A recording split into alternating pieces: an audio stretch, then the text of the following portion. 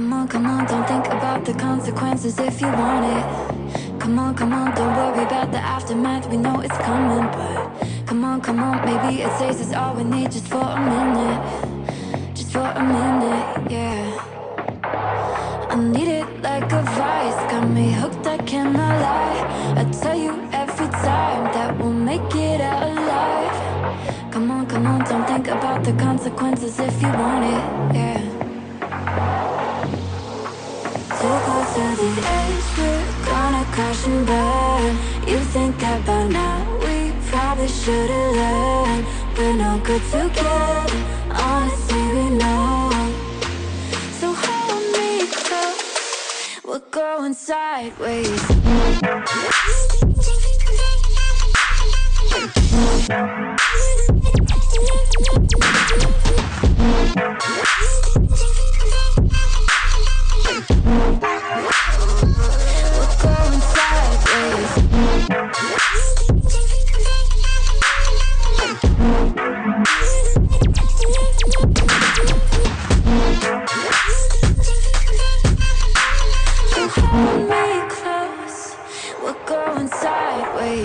Get aboard with anybody else, we used to feel defeated. Can't even tell if it's the alcohol or we're a little jaded. But come on, maybe a taste is all we need just for a minute. Just for a minute, yeah. We burn out like the sun, but you know it can be fun. When all is said and done, I know you won't be the one. We get aboard with anybody else, we used to feel defeated, yeah. Too close to the edge, we're gonna crash and burn. You think that by now we probably should've learned. We're no good together, honestly we know. So hold me close, we're going sideways.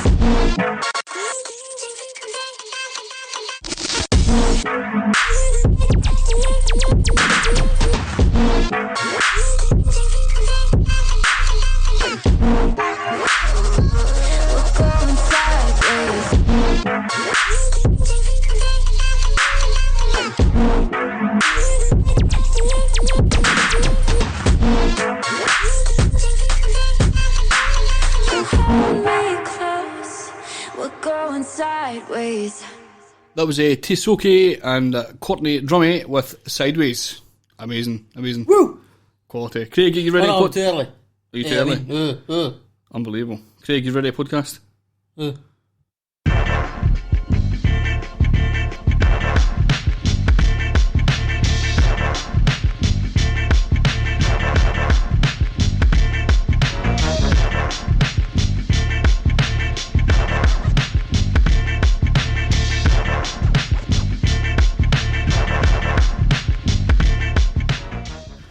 Slightly too long.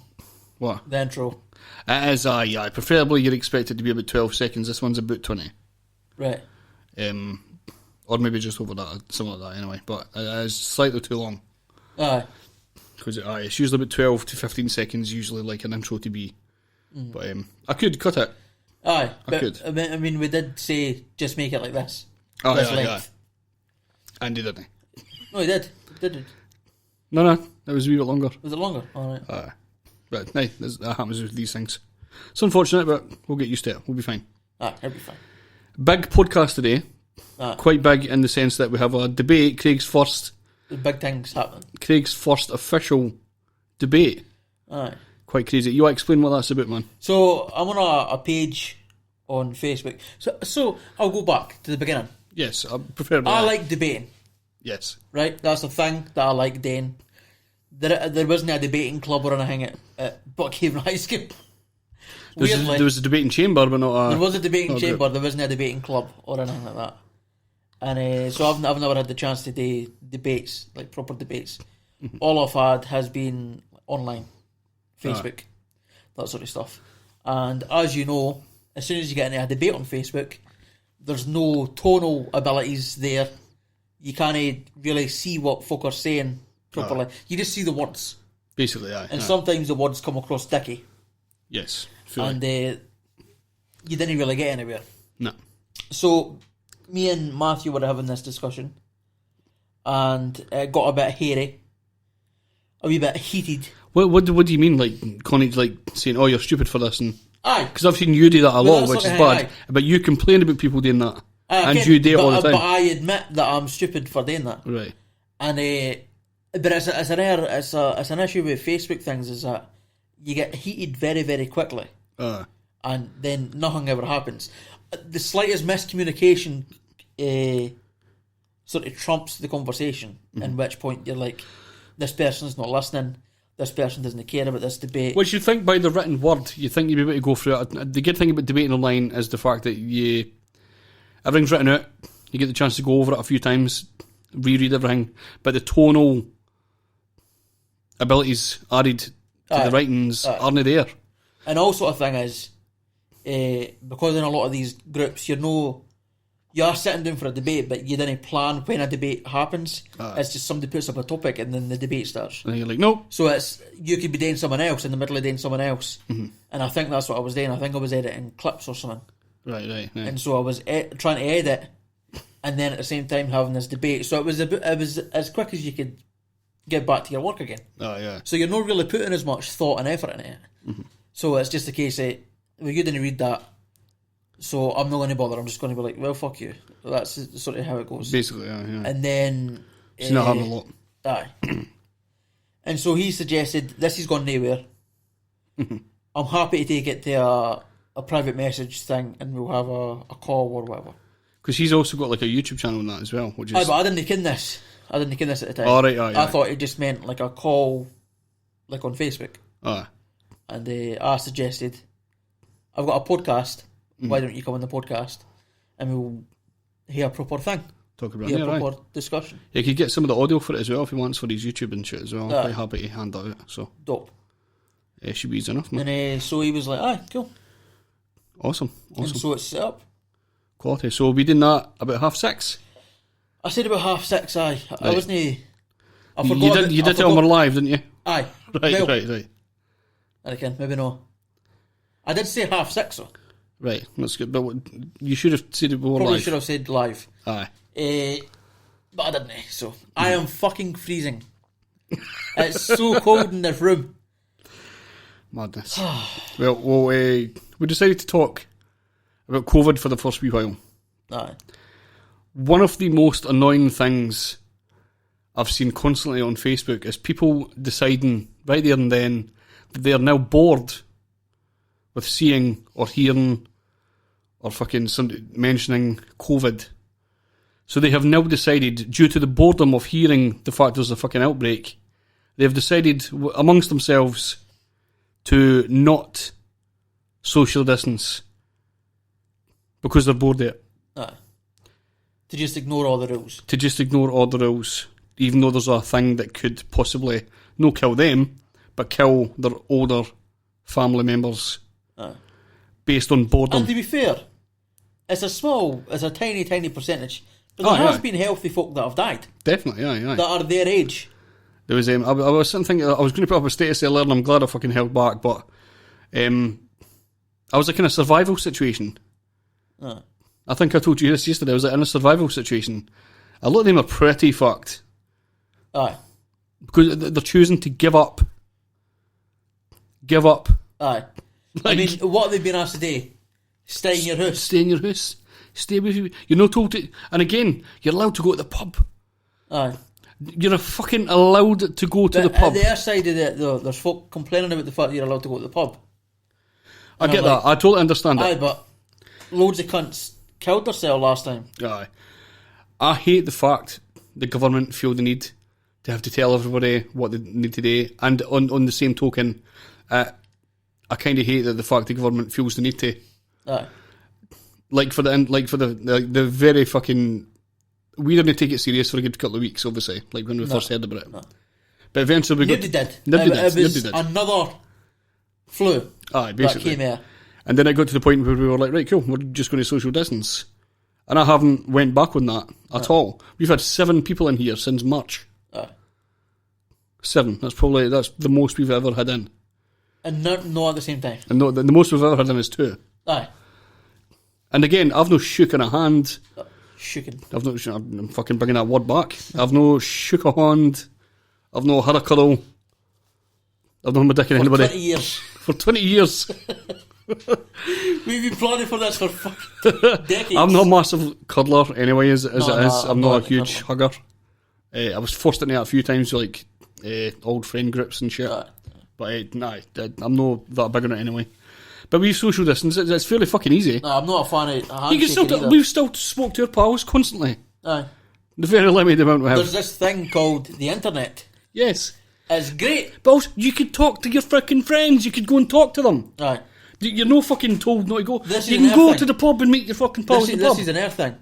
You can play pool. People who haven't read the rules. Nah. They're complaining about rules that they haven't read.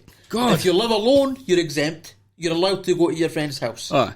If you live alone. Without my permission. If you Just walk have in. kids, you're allowed to give your kids to someone who agrees to look after them. Aye. Babysitting thing, right? That's allowed. You're allowed to meet outside, Aye. up to 6 people. Aye. People seem to think that doesn't happen anymore. You're allowed to meet people outside. Doesn't need to be in a pub. You can just be in a garden. You're allowed to go to a pub. You're allowed to go to a cafe, restaurant type of thing. These are improvements on the last lockdown. The problem with the last lockdown is that you weren't allowed to do anything. Aye, that was it. Even things that were relatively safe. And going to a pub is while I was against the Again, the opening first up bit to was a begin with. panic thing because everybody else panicked and thought, right, we're going full lockdown. China was like, we'll fucking shoot you if you go outside. Aye. I'm assuming. Well, Vietnam did a similar thing where they just basically went on full lockdown for like 2-3 weeks, but then they opened back up again and they've not got COVID. Aye. So maybe that was the right thing to do. I reckon. I just don't like the fact that the government just decides that you're going into lockdown sort of thing. But again, just be fucking smart. Just socially distance. To be fair, I'm quite happily allow people to go and do whatever the fuck they want. But just, you can social distance doing anything, really. You go to a pool. Well, that's go to the the other thing. side. We've still not had this explained yet. The COVID whether soup. it becomes a COVID soup or not. We didn't ken. We didn't ken. It's in the early stages. Aye. Right, well, Maybe there's a study. take that away, But right? we didn't Take ken. the pool thing away, right? Aye. To be fair, it's covered in chlorine and stuff, which is a steriliser. That's what I naturally. mean. That's why I didn't think. I didn't ken. Aye. But does COVID get killed by chlorine? I'm not sure. Because it have to be killed right away. Because a lot of these antibacterial things only ever claim 99.9%. That's it, aye. Mm-hmm. And how many people have had the time to figure out what stuff goes in to a killer of COVID? Aye. So maybe keeping pools shut is a good idea. Maybe that. So that was a shitty example, right? Play tennis. If you want to play football, fair enough. If you're white, you can play tennis. If you want to play football, go and do that. Just don't slide tackle people. Yeah. Then you start fighting. Just so to clarify, when I said if you're white you can play tennis, that wasn't saying that black people weren't allowed to play tennis. No, that's that just was saying that white people only can't. white people are interested in playing tennis. What about Venus and Serena Williams? Oh, good for them. This was a joke about Blomgum. This is a Blomgum joke. He was saying that tennis was a white people's sport and that black people didn't play tennis. That was the joke I was trying to make. Fair enough, aye. It came across wrong, but that was the joke I was making. Aye. But again, the crux of the argument is the fact that it's really fucking easy to self distance. To fucking just stay the fuck away from people. It's easy, and then we're trying. So we're trying to stop a global. Was it an ongoing global bastard? I had to bring it up. Is it some stealing what culture's phrase here? The ongoing global bastard. It's weird that YouTube demonetised COVID, but they didn't demonetise bastard. Amazing. They used to demonetise swearing. Bastard isn't really a swear word though. As Technically, yes, but it's just. What the fuck is it for again? What was it stand for? You were conceived outside the wedlock or something? That was it. So aye, basically. It used to mean you've not got a dad. Aye. Anyway, we're in the middle of a fucking worldwide mental fucking murder pandemic, right? Okay. And then, but people are like just deciding that fuck it, we're bored. We'll just stop. We'll just And then you're making it fucking worse. And then you'll be the ones that complain later. Can the issue is, right? Because they were again, some of the people that I've seen were the ones that were complaining before about people going to parties and house parties and shit. Aye. Some of the fucking people are the ones now that like, oh, I'm bored and just get in. Fucking, just die, honestly. I feel like we could lose a few of you. Aye. Honestly do. Well, see, the problem is... Sorry, people think I'm joking. I genuinely do think that we could lose a lot of you. I'm not saying that. If you're listening into the podcast. I don't care. What I will say is... Genuinely. The reason I hate them so much is because them not listening is going to cause an actual... Bin lorry. Is that fucking joking? What? Is the bin lorry actually joking? No. That's every single week. How does it go in exactly the same time? Every single week. It's supposed to. That's how Fife Council runs. Damn. Fife Council runs like fucking clockwork up here, bitch. That's what happens. Fuck me. Right, okay. It's incredible. So the thing that annoys me is It's that... bin lorries. Aye. And I'm still cold. So I'm cold and annoyed at bin lorries. Fuck. Right, so the thing that annoys me is that these people that are now bored of COVID and have no interest in sticking to the rules, now what's going to happen is that cases aren't going to go down, they're going to keep going up, at which point they're going to impose an actual lockdown again. There's got to be So you're just going to fucking cause shit to be worse for us. Basically. Because you refuse to fucking... And it's going to linger longer and you're going to get more bored. I'm sorry you're getting bored. Oh, I'm sorry, what Fucking- a nightmare you're getting bored. Oh man, honestly, I just lose a few of them. Fuck it. Thanos was right. If you've seen Marvel, he thought he'd kill off half the planet to keep shit cool and that. Thanos was right. A lot of you need to go. I've got no idea what you're on about. A lot of you need to die. So that's the new results in for the day. 6,634 cases for today. That's more than yesterday. Me and yesterday, aye. And the most we've ever had was like 7,900 or something. Aye, and that was the day where they brought in the backdated Aye. cases for care homes. We're already, in fairness, there was a lot less tests back then. 40 deaths than as now. well. 40 deaths. So now, I reckon it's going to be about 7.5 to 8k cases per day, or what is the same as 4,000 back then. Aye. That's what I'm guessing. There's no solid maths on that. That's just me. There's a guesstimation. Aye, a guesstimation. But there's a lot more tests, so there needs to be a lot more cases to match the same as what we had before, because a lot less folk were getting tested then. Mm-hmm. And so, aye, we're not quite as bad as we were last time, but it looks worse in the stats. It certainly does look worse. But again, it's just going to keep getting fucking worse and worse. The more you decide that you're going to cuddle the old gran, and then your gran dies, which is fine with me. Well, I don't care about your gran dying. They have started seeing rises in hospital admissions and stuff.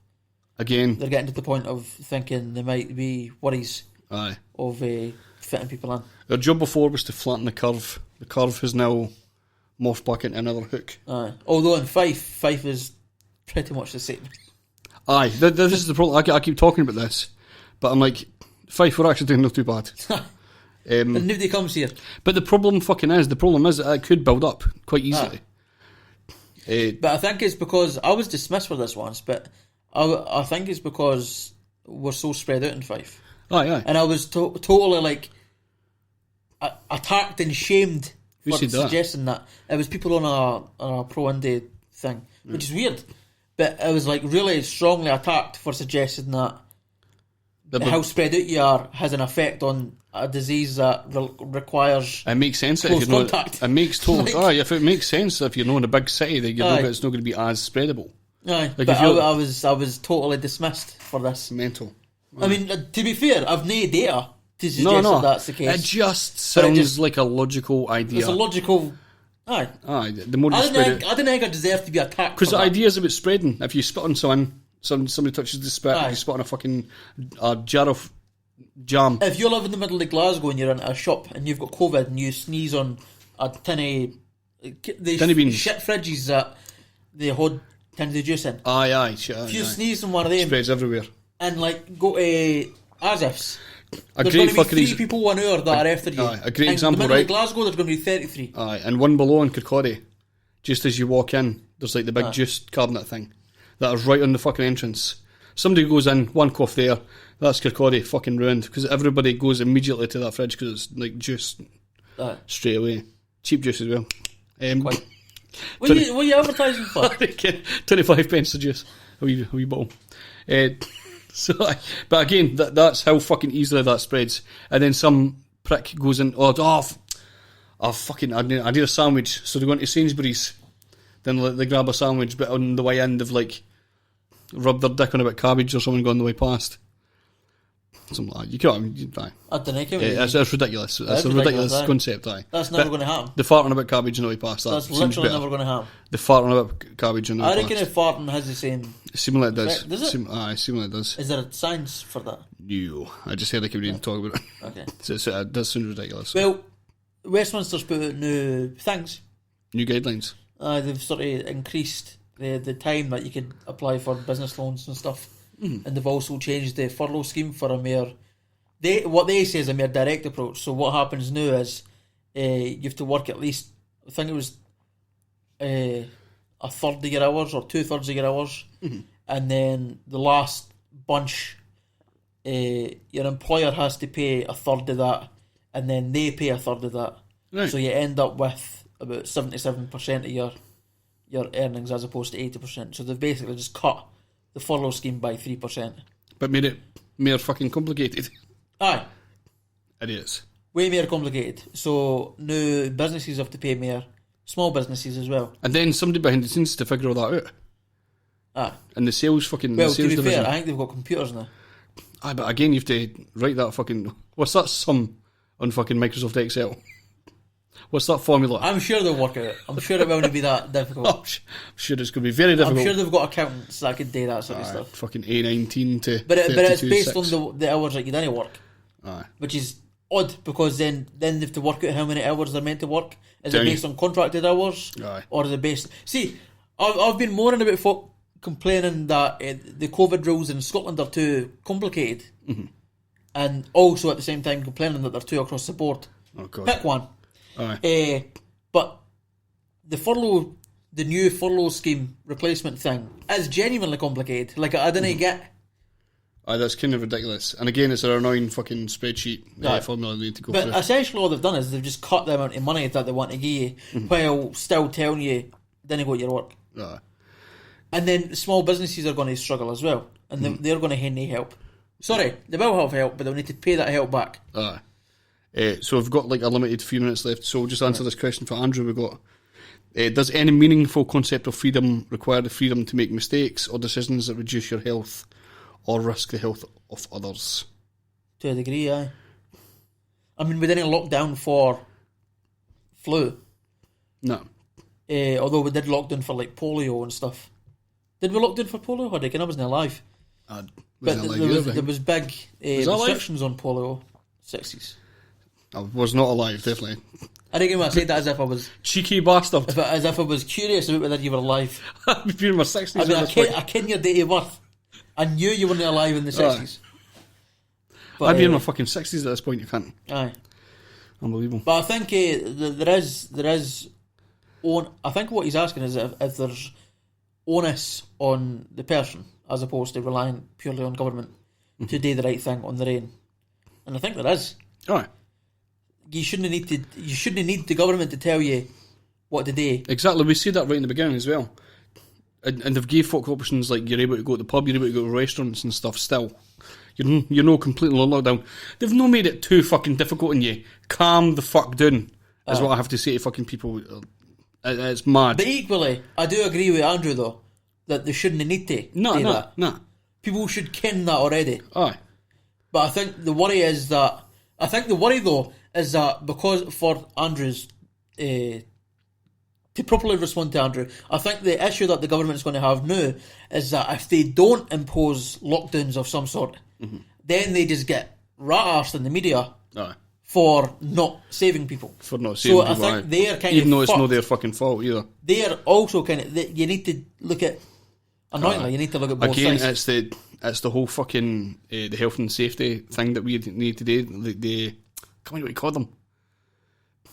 Like when I was working at the youth club years ago, you had to fill in these forms of possible things that can go wrong during the day, and it's just sort of problem-solving issues, things like possible death scenarios and shit. You have to like figure out, and it's just in case. Again, just in case you get sued or something like that happens, so the government have to keep themselves open to that. But aye, it's mad. It's unfortunate they need to do it, and I think a lot of people are sort of keeping their distance for a lot of people. Was that Andrew Hodgkinson, I'm guessing? It was, aye. A lot of people are doing their thing, they are keeping their distance and shit, but just some people have decided... The masks. The mask thing was a big fucking issue and all. Aye. But again, it's still active. I'm still going to wear my fucking mask. I don't care what anybody fucking says. Aye. If somebody... Could you... Just the scenario, like, if you go into somewhere and somebody's like, oh, look at you wearing a mask, you big stupid cunt. Aye. What did I do? I just got on with my shit. Oh, no. There's nothing that I... Oh, no, I'm trying to do my bit. Aye, like, who fucking cares what some fucking ape thinks, anyway? Even in the worst case scenario where we have been lied to and masks didn't help. Oh, no. I've put a mask on for no reason. Who cares? It's ridiculous. Who gives a shit? Like, to the... it's weird that people concentrate their fucking time on that shit. Again, though, this coming down to the... Should the government need to tell us to wear a mask? Maybe. To a certain extent, there are people Maybe they there, need to tell us to wear a seatbelt. Maybe they to a don't. certain extent, there are people out there that... again, it should be just guidelines. Maybe it could be a guidelines, guideline, the guidelines science, just to keep them the safe. science has said that masks help in this situation, so we'd prefer you wore one if you could. That's it, exactly. But then they have legally mandated seatbelts and stuff like that. So who's to say what's too far, what isn't? I don't know. That's it. Well, there you go.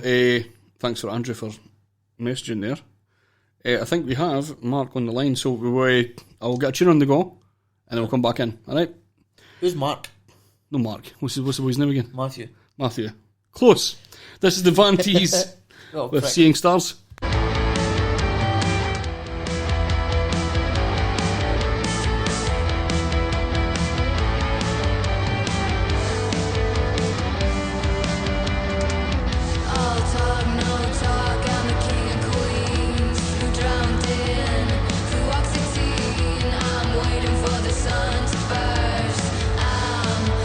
Stars again, I see it now.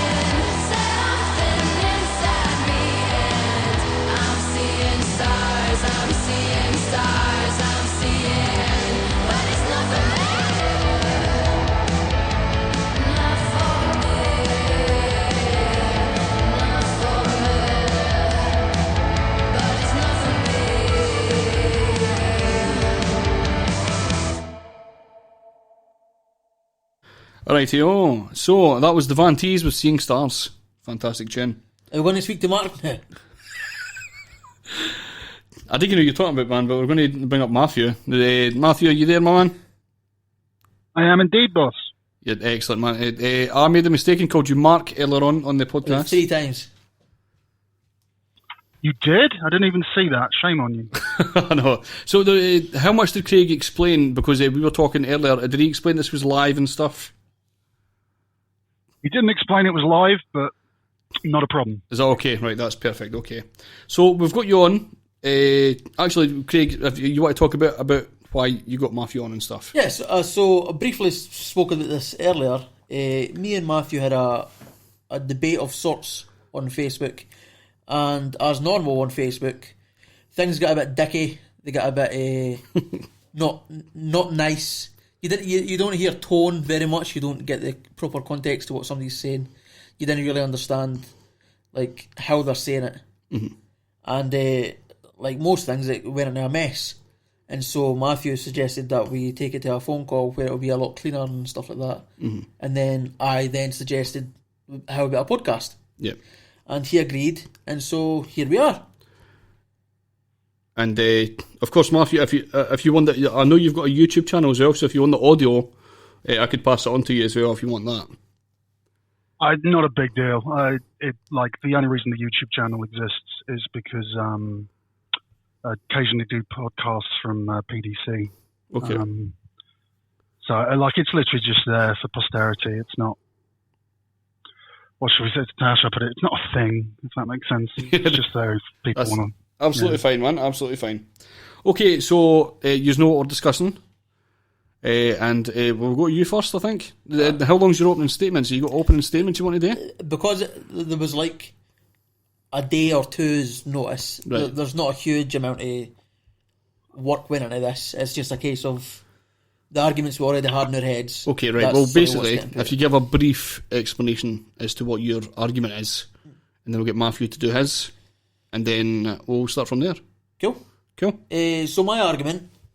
So we should explain, in case you've not seen the title of the podcast, the debate is the left-right paradigm, what defines it?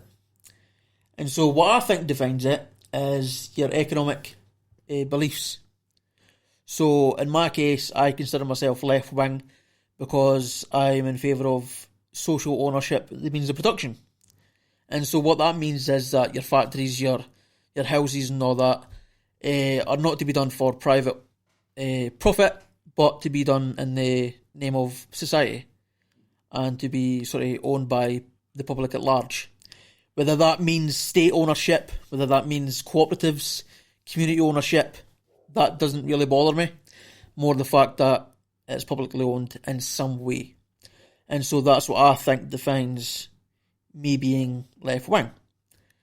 The reason I don't think it comes into anything else is because as soon as you get into other areas, hypocrisy seems to come in.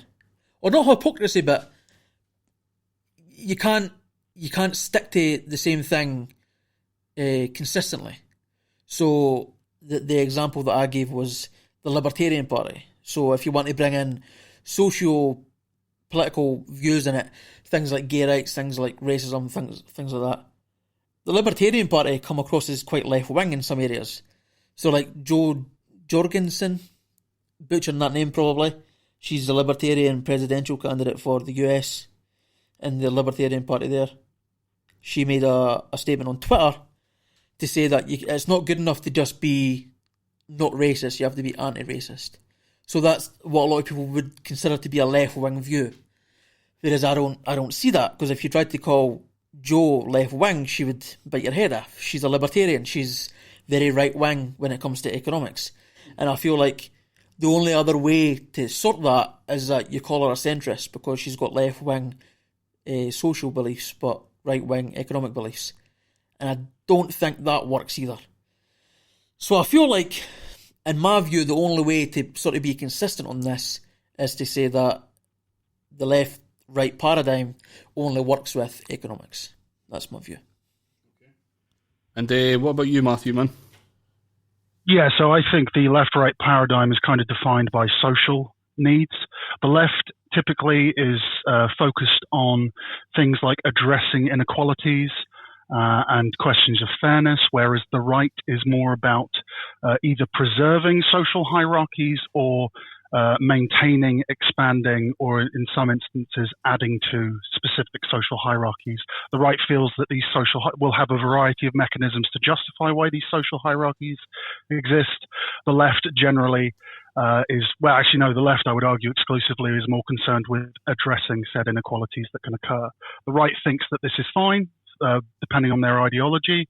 The left thinks this isn't fine. The left fundamentally, I would argue, is about addressing questions of inequality and fairness, which is why the most hardcore left-wing ideology is anarchism, which is about essentially eliminating every form of hierarchy for as far as reasonably practicable, eliminating as many social hierarchies that exist. Where these can be economic hierarchies, status hierarchies, that kind of thing.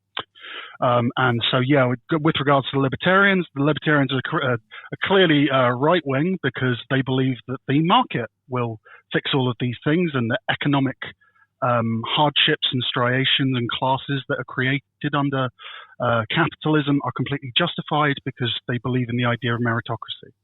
And meritocracy is consistent with the idea. Well, meritocracy is a really good way of creating economic hierarchies, whereas someone who is left-wing would argue that that's a bad thing and that you might need to bring in some form of regulation or perhaps adopt a different methodology to prevent that kind of hierarchy from forming. To use some real-world examples, women's suffrage, when that was going on in the UK, that was a left-wing movement because that was about equalizing the enfranchisement of the sexes. I say equalizing. Technically, it didn't. If you actually look at the initial rights given to women in the UK, I think they had to be over a certain age, so younger men could. I think they also had to be married. Slowly that corrected and became more fair, more equal. And I would argue that was like a left-wing push.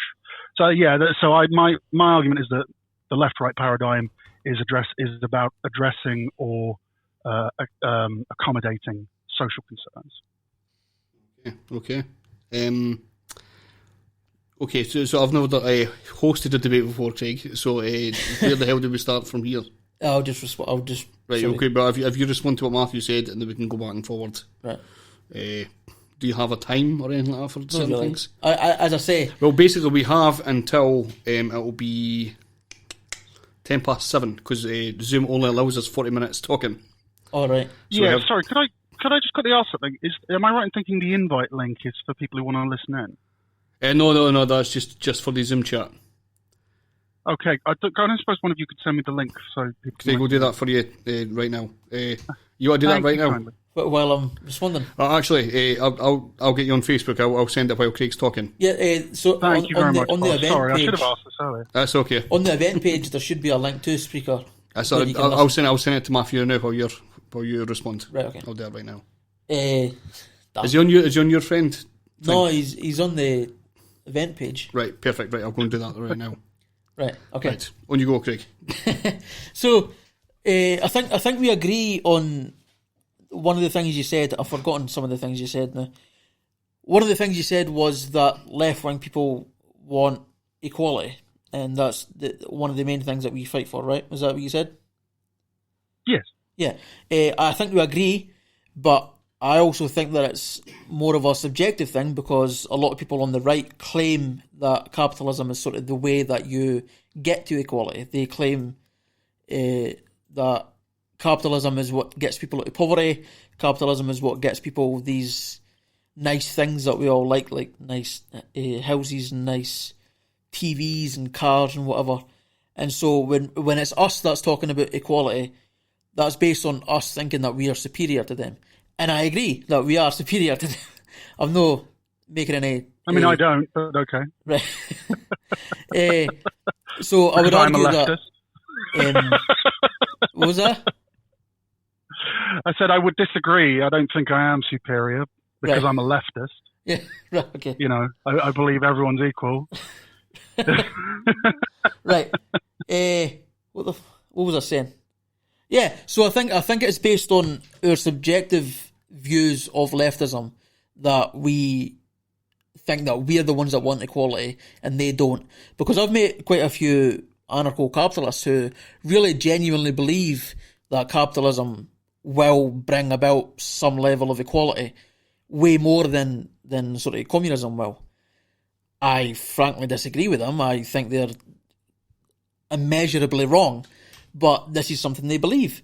And so in this situation, I would feel like it would be hard to argue and still be consistent that that would be the mark of being left-wing. Really? Okay. Yeah. I've sent it on to you, Mark. I mean, I struggle to so a couple of things. I really didn't want to kind of bring this out this early on, but if we Google what the right-left paradigm means, what do you think it's going to say? It's probably got a mixture of everything. No, it literally says it's to do with addressing social issues. Left is more concerned concerned with addressing issues of inequality, and the right is about maintaining hierarchies. That's literally it. Right. So I just kind of wanted to get this out of the way. Now, people can claim that capitalism is somehow an equalizer. I think the way they frame the argument is that, well, capitalism gives everyone equal opportunity. You all have equal opportunity under capitalism. I think that's how they frame it. Yeah. So you have equality of opportunity, but you don't have equality of outcome. And there's the justification for the economic hierarchy that's created under capitalism. Does that make sense? Yeah. This is why this is a right-wing narrative, because in that narrative, it is preserving economic hierarchy. Yeah. I think the issue, though, is that as long as it comes to like self-arguments, like the arguments that they're going to put forward for themselves, it's hard for them to say anything other than they want. I mean, they can't come out and say, we think we are better than everybody else, and so it's going to be us on top and everybody else is going to be at the bottom. They have to make some sort of an argument. I can point to a number of Republican senators who have literally done that, unironically. So I don't agree with you. Okay, there's always going to be exceptions to the rule. Like, I mean, you could find people in leftist circles who think that they're superior as well. But yeah, and they're wrong. As a general, and they fundamentally misunderstand what left-wing politics is meant to be. Yeah, but that doesn't stop them from being left-wing. They could be a left-wing in economics. Well, I would argue it does. Argue it does. If you're creating your own hierarchy, welcome to the right-wing paradigm. You're on the wrong side, mate. Yeah, but that's a very simplistic view, though. No, it's an accurate view. Maybe if you're talking purely on the definition, but we're talking about a wider argument than that. I'm not just talking about definitions. But the thing there is, I'm not just talking about definitions. Right. I've laid out a series of examples of why this is left-wing politics, like women's suffrage, for example, homosexuality being decriminalized. This is another example of a left-wing position. You're equalizing the playing field. But it's supported by right-wing groups as well. But it's what, sorry? It's supported by right-wing groups as well. Yes, but initially it wasn't. You are aware of this, right? Yeah, I'm aware of that, but then... Yeah, so they had to change with the times, right? Yeah. So, okay, we're not going to allow this level of sexual discrimination anymore, okay? The society has moved on. We're not tolerating this, okay? Right. So the right wing has to adapt to that, and now it has to now it has to maintain the status quo of a different hierarchy. There was a time it was sexuality and gender expression. That's moving. Well, still moving. Still a lot of work to be done there. But they've had to adapt with the times, which is why the demagogues who like the religious fundamentalists, like who's the VP in the US? Mike Pence. That one. Yeah, Pence. Pence hates homosexuals. Yeah, he does. And he's pretty much on the record as saying it. He's right. He's a hardcore right winger. Now in the UK, I don't think many people can actually come out and be as open about that sort of thing. But Boris Johnson's not been far away. They are, and yeah, I agree. I agree that they've had to adapt with the times, but ultimately, what they are advocating for is the maintaining of certain hierarchies. Currently, that hierarchy, the main hierarchy that they are trying to maintain is capitalism. So your argument was that part of being left wing was that we advocated for the equality of people in general. So, like for women's rights and gay rights and stuff like that. And then we've acknowledged that the right moved to accept that as well, but they haven't moved closer to the left. Well, they some did, but then there's the question of like, well, what do they actually think? Okay. So let's assume I've set precedent for that. Right? Yeah. So let's assume that it's just the small minority that have came and accepted it fully, right? So would you argue then that they've came closer to being left wing, or are they still as right wing because they still maintain some sort of hierarchy? No, because the right wingers fought tooth and nail for it not to happen. No, but we're talking about the small amount that have it was the right wing parties that were. It was the right wing parties that were completely against women's suffrage, for example. Yeah.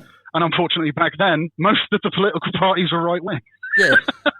I totally agree. Women literally had to create their own political movement because there was absolutely no representation for them in any shape or form. Although I think it was a handful of members of parliament who supported the movement initially. I mean, that movement did grow. Yeah, but we're saying that. But I think it was Emily Pankhurst. She was a Tory. Was it Emily Pankhurst? Yep. One of them was a Tory. I don't know which one it was. When you say was a Tory, what do you mean? She joined the Conservatives. Okay. And a lot of the people in the original movement, I think Sylvia Pankhurst was a communist, and she sort of fell out with a lot of the... Sorry, who is this person? Were they part of women's suffrage? She was in the suffragettes, or the suffragists, one of the two. She was in the non-violent... I'm pretty sure the Tory party... Sorry, I don't mean to quibble here, but I'm pretty sure the Tory party didn't exist yet. I think they were called the Whigs. Right, okay, the Whigs.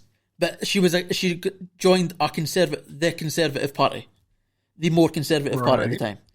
I can't remember whether it was... My question is, how can she... Okay, sorry to quibble on this. How was she in a position to join a party when she didn't have the vote? This was after the vote. After they had got the vote. Okay, so what has this got to do with right and left? Because she was a main proponent of women's rights, she claimed. It was only for rich women's rights. And then she joined... There we go. Well, welcome to the hierarchy that she wants to maintain. But there's still... So you're saying any level of hierarchy keeps them on the right wing? No, no. First of all, I'm saying that most people exist on a spectrum when it comes to certain values. Right. They've got some things that they're left wing about, and they've got some things that they're right wing about. I don't know if you've ever done one of those political compass tests. That's what those questions represent. They'll ask you a series of questions which are to do with like your social values, and depending on how you answer those, you will fall somewhere on a spectrum regarding left and right. I think that makes it messy though, because then suddenly you're in a situation of calling someone a centrist who's extreme in one area but is sort of a bit more liberal in another area. I mean, yes, it makes it messy, but yeah, welcome to politics. Good point. So, in the case of... Sorry, can I, before we move on, I still haven't got the link. Could someone send it to me? I sent it to you, man. Sometimes with Facebook, I've had to add you as a friend. There, sometimes when you send on Facebook, it doesn't come up properly. Oh, that's irritating. Hang on. Anyway, sorry, so my point was that, well, no, it's a spectrum and politics is messy. You were going to come back on that. Sorry, man. Yeah. So, in the situation of Emily Pankhurst, I think it was... I'm going to assume it was Emily Pankhurst. Let's not fact check the names. Yeah. So when she's started off one end trying to get rid of... She's trying to be progressive in a sense of trying to limit the amount of hierarchies. Although I agree, she is still trying to keep hierarchies. She has moved. Would you consider her to be more coming towards the centre, or would you still consider her to be right wing? I'm trying to see the limit of where a change starts to occur in the paradigm. I don't find I don't know how much utility that discussion is going to give us, to be honest with you. Because if you're asking like what specific values do I consider more important with regards to left-right paradigms, I'm an anarchist and ultimately probably an anarcho-communist. So my values are going to be pretty extreme when compared to hers. So, like, I don't know how we're going to actually have that conversation. I'm afraid. So that's going to be the main difference, is the way I see it. So because of the way I look at the left-right paradigm, I have a specific area where I know whether something is moving left or right, and I think that's what becomes more appealing to me, because then it makes it easier to know where people stand and where I stand.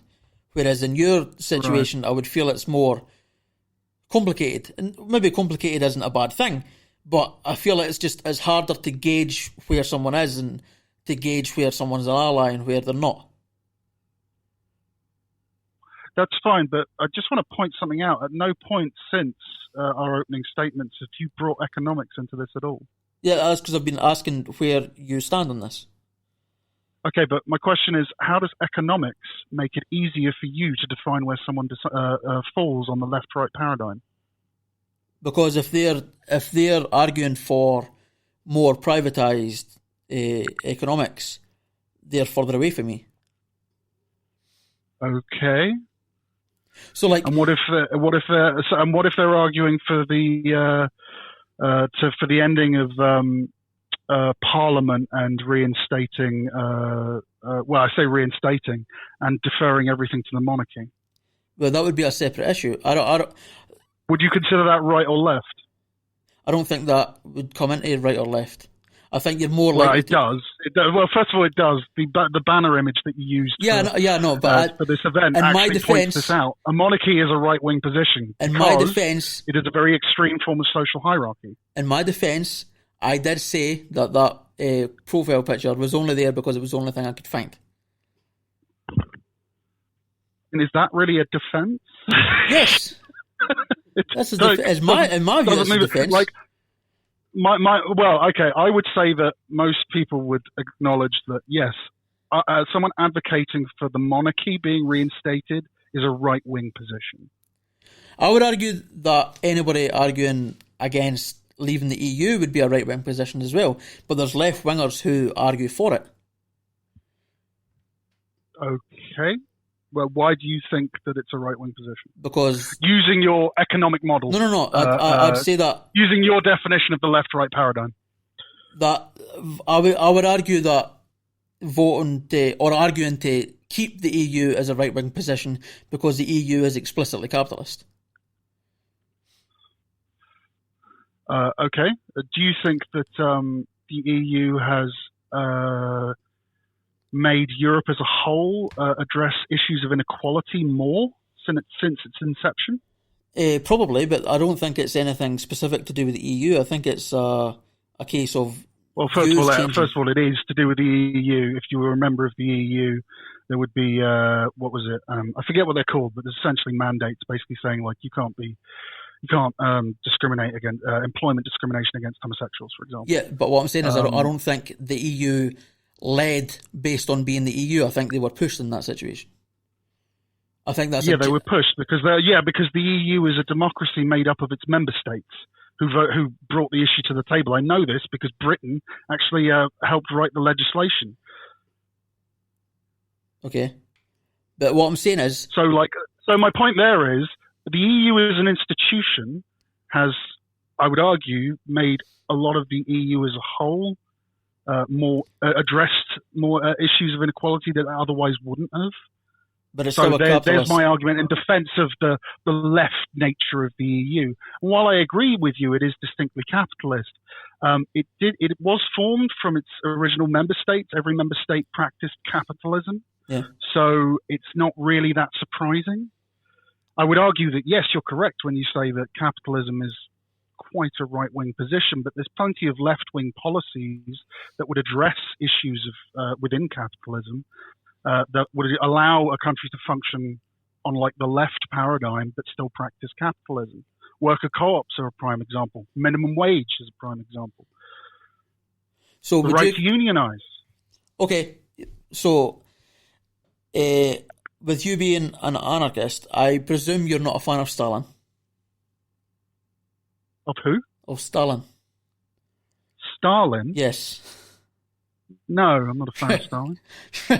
Cool, we agree. And okay, what is it? How does I'm going to get. I'm going to get into this. I'm going to get into this. In the Soviet Union, Stalin outlawed private unions. He replaced what them. does this have to do with anarchism, or are you asking me about communism? I'm asking. So the general point was that you mentioned unions a second ago. The destruction of unions.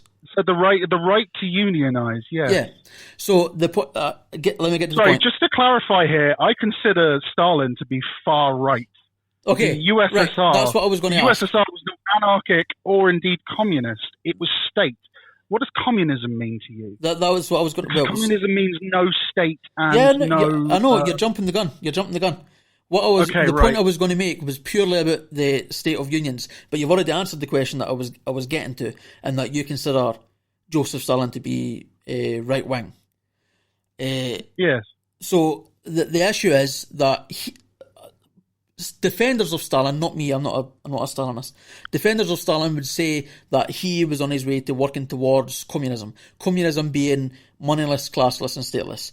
That's and your definition would be left wing because he's working to remove hierarchy. I think if anyone wants to argue Stalin was pushing for the creation of a communist state, they are grossly misinformed on history.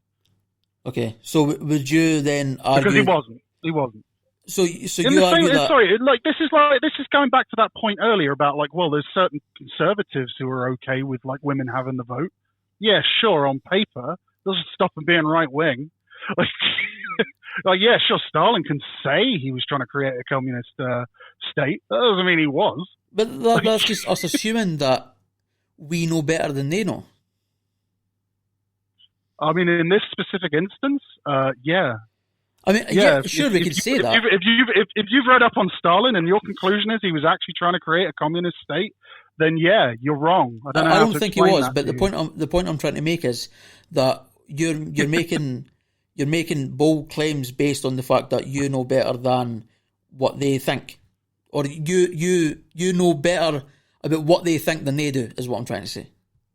I mean, if calling someone wrong is the same as saying that I know better than them, yeah, sure.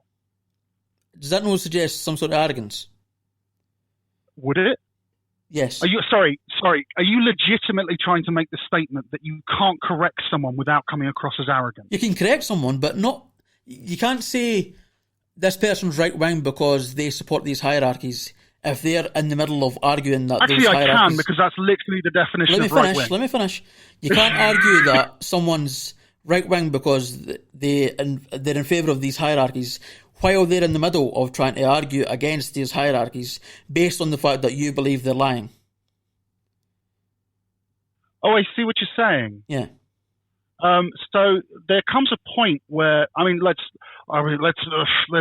get real philosophical about this. Yes, it is impossible to know whether or not someone is telling you the truth. It is impossible to know someone else's mind. You can only really know your own mind and your own truth. So with that regard, and with that in mind, what can we do to try and make inferences about people to try and work out what is in their mind? Now, if one reads the history of Stalin and what he did, I think it's pretty apparent he wasn't trying to create a communist state. So one can make the prescriptive claim that he wasn't trying to do that. Right. Do I know Stalin's mind? No.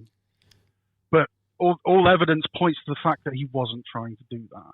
Now, if that's me coming across as arrogant, I don't actually think it is, to be clear. But you would need to make a very strong case to kind of change my mind on that one. By all means, feel free to do that. But, yeah. Okay, can I just butt in quickly? Due to Zoom's 40-minute limit they put on chats, we have 10 minutes left. Right. So is that enough for you guys, about 10 minutes? Is that okay? We've not really got a choice. Aye, basically you have zero choice, so you Right. will have to be okay with it. Well, we can do another one. Yeah. Aye, definitely. Aye, we could do that. That's fine. Yeah. Yeah. Okay. I don't like. I've got my whole evening's free. It's all good. Okay, right. Right. Well, we'll let you go on, and then I'll call if the thing gets interrupted. Right. Okay, I'll let you go. Where were we? We were talking about Stalin. Well, so you called me arrogant for saying that I know better, and I'm like a little bit confused what you mean by that, in the sense that like. Oh yeah, I wasn't talking about Stalin at that point. I would refer back to the right wing thing. Oh right.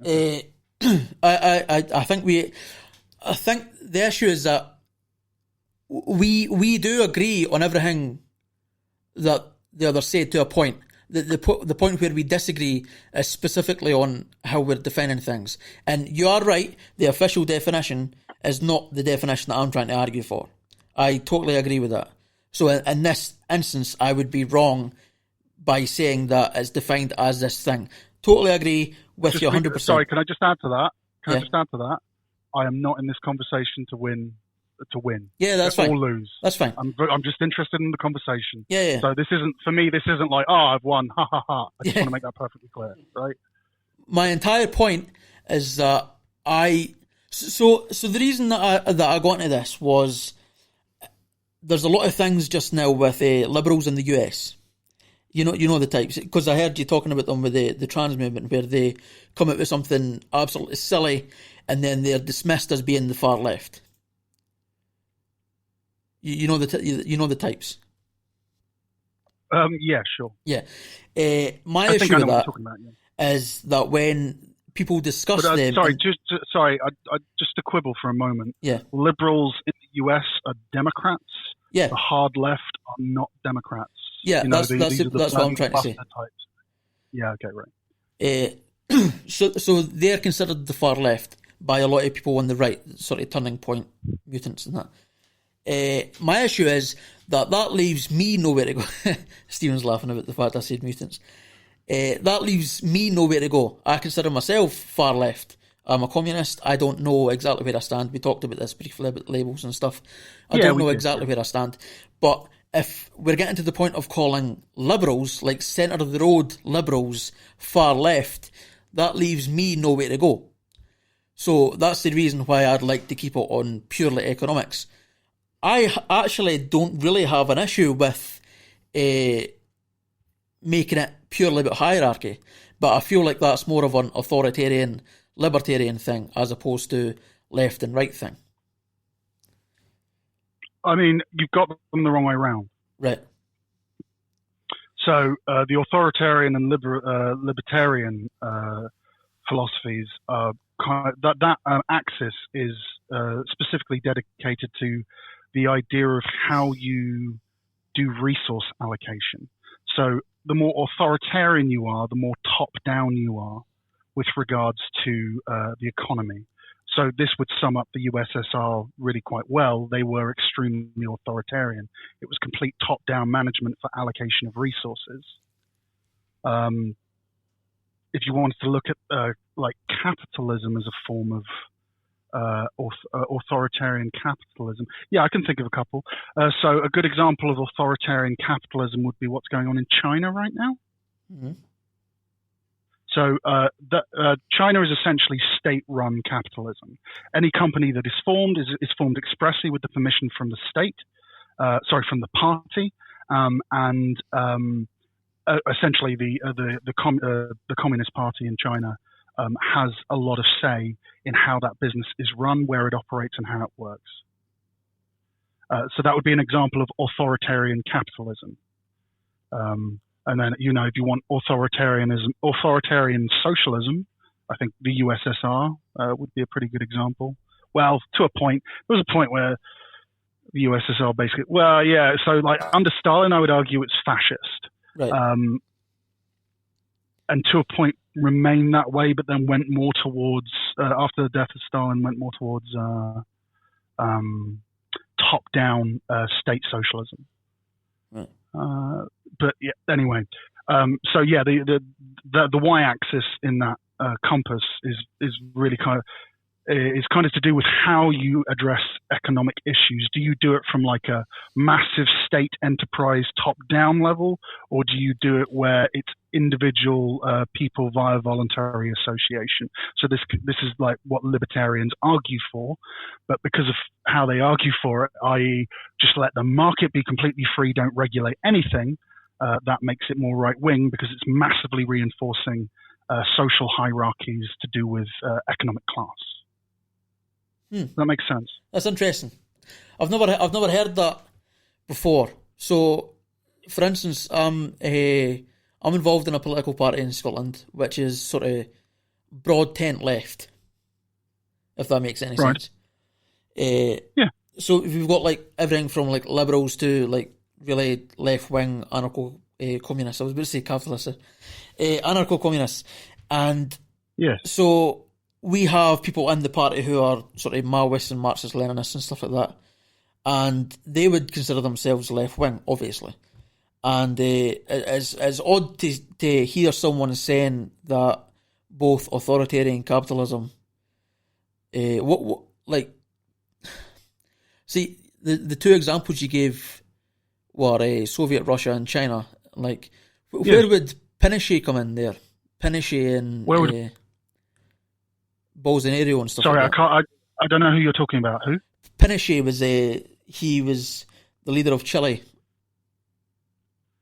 I'm going to level with you. I'm not that familiar with. I can hazard a guess. Did they nationalize a huge amount of mineral resources in the country? No, he done the opposite. He totally. So before Chile was it Allende? I can't remember. Well, sorry, did he do it under worker co-ops? No. He was right wing. He was a right wing authoritarian. Okay. So you're an anarcho-communist. You've probably heard about libertarians talking about throwing you to helicopters. About what? Sorry. You've probably heard from libertarians or anarcho-capitalists throwing you out of a helicopter. Yeah, ANCAPs. Yeah. Yeah. So, I have heard I'm familiar with the meme. Yeah. Yeah, that's Pinochet. That's what Pinochet done. Oh, I see. Right. Okay. And what's the question? So it was odd to me that your both examples of authoritarian capitalism were what others would consider to be far left. Like every commentator would consider Stalin to be far left, and you've put him in as far right. I disagree with you. Sorry, I disagree with you there. I appreciate that there are plenty of figures within the media who are brought in to discuss these things, and yeah, those are their talking points. I appreciate that this is the position of Praga U, for example. Yeah. But those people are hugely are pushing propaganda. Just to be clear, these aren't academics in the field. They aren't practicing within political academia that like actually looks at these things and understands how a political compass works. So the short answer to that is a lot of the people you see commenting on things like socialism and communism and even anarchism don't really understand what those things are, and generally they're talking about groups that to a degree aren't necessarily representative of that. So the USSR is not representative of communism, right? Right.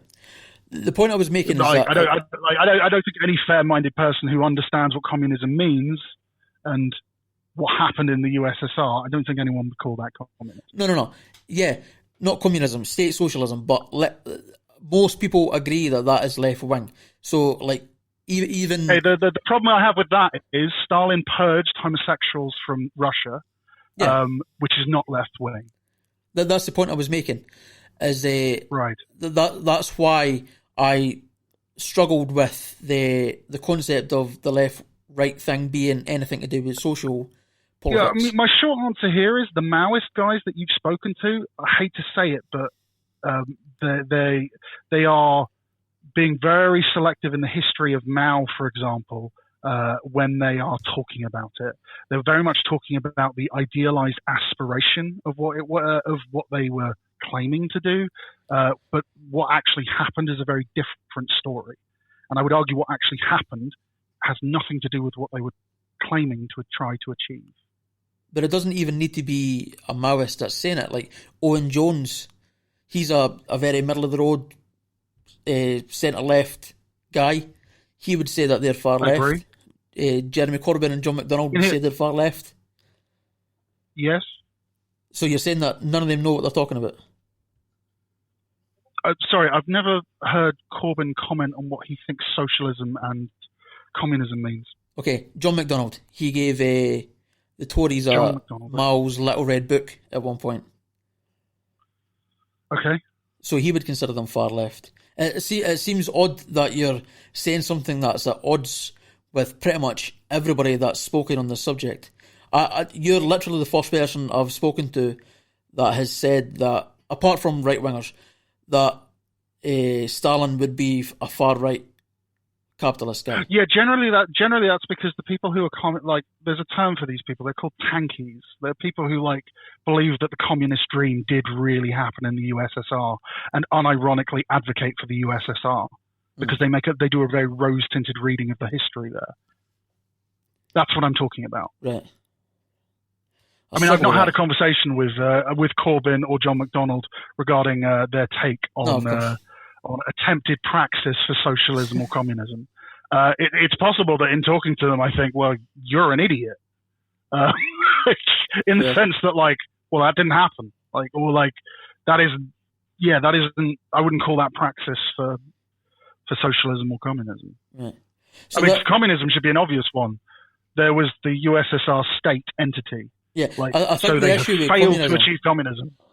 I think the issue with that is that people have sort of mixed up the word socialism and the word communism, so now they've just become the same word. I completely agree. There's been times during discussion where I ask people, what do you think socialism means? Socialism, all it means is the means of production and the allocation of those resources are in control of the workers. That's all socialism is.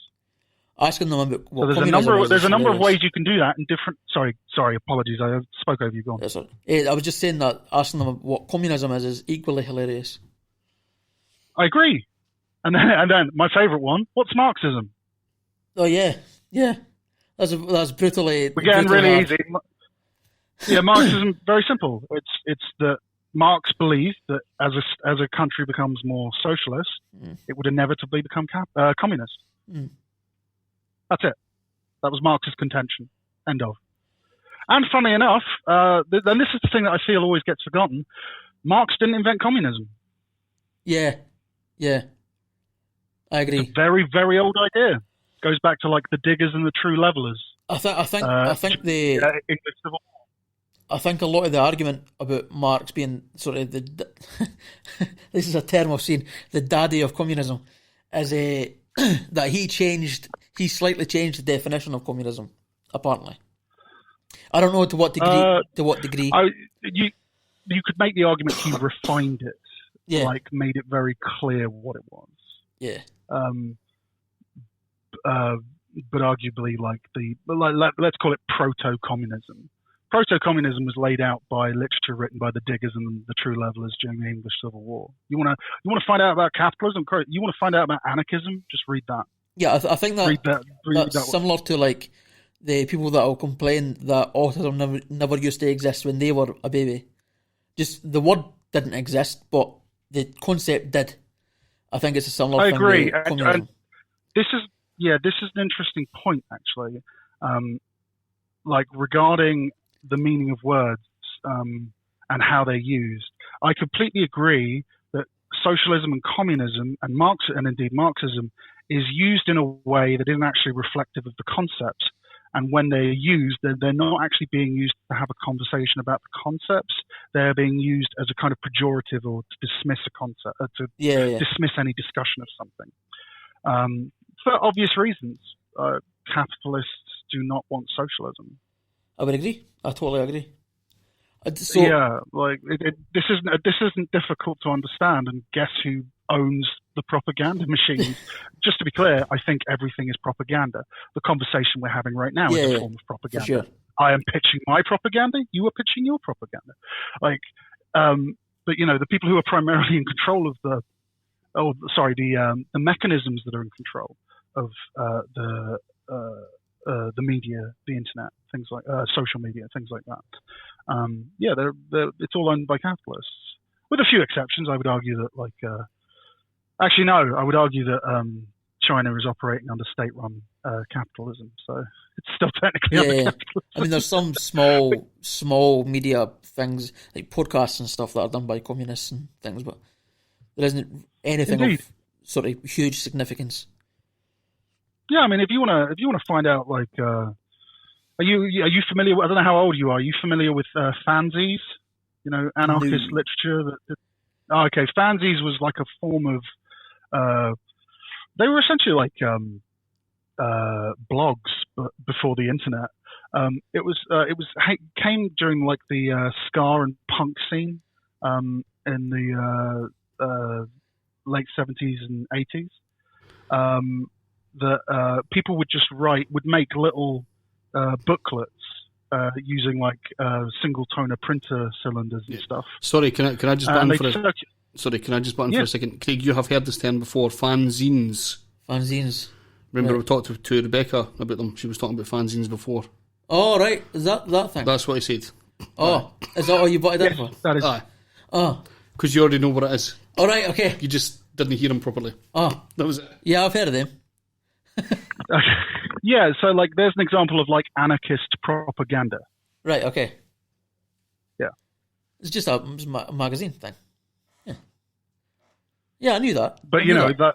Yeah, and that's all people doing it voluntarily. You know, it's not controlled by anyone specifically. Yeah. Each individual doing it owns the means of production in that it's their means of production. Yeah, welcome to anarchism in praxis. Like, yes, I don't. To be honest, man, obviously there was the initial disagreement of sort of the actual meaning of it, but I don't think we've had too many disagreements after that. Yeah, like at its core, we don't really disagree. I just think I don't want to sound big-headed when I say this next. Okay. But it is going to come across that way. Okay. We've established you're arrogant. Yeah, I suspect I have slightly more clarity. Right. That's possible. What? Which is an arrogant statement to make, but I can't think of a way of saying it doesn't come across that way. No, that's fine. That's fine. Sorry. I'm sorry, we're having a slight issue with communication here.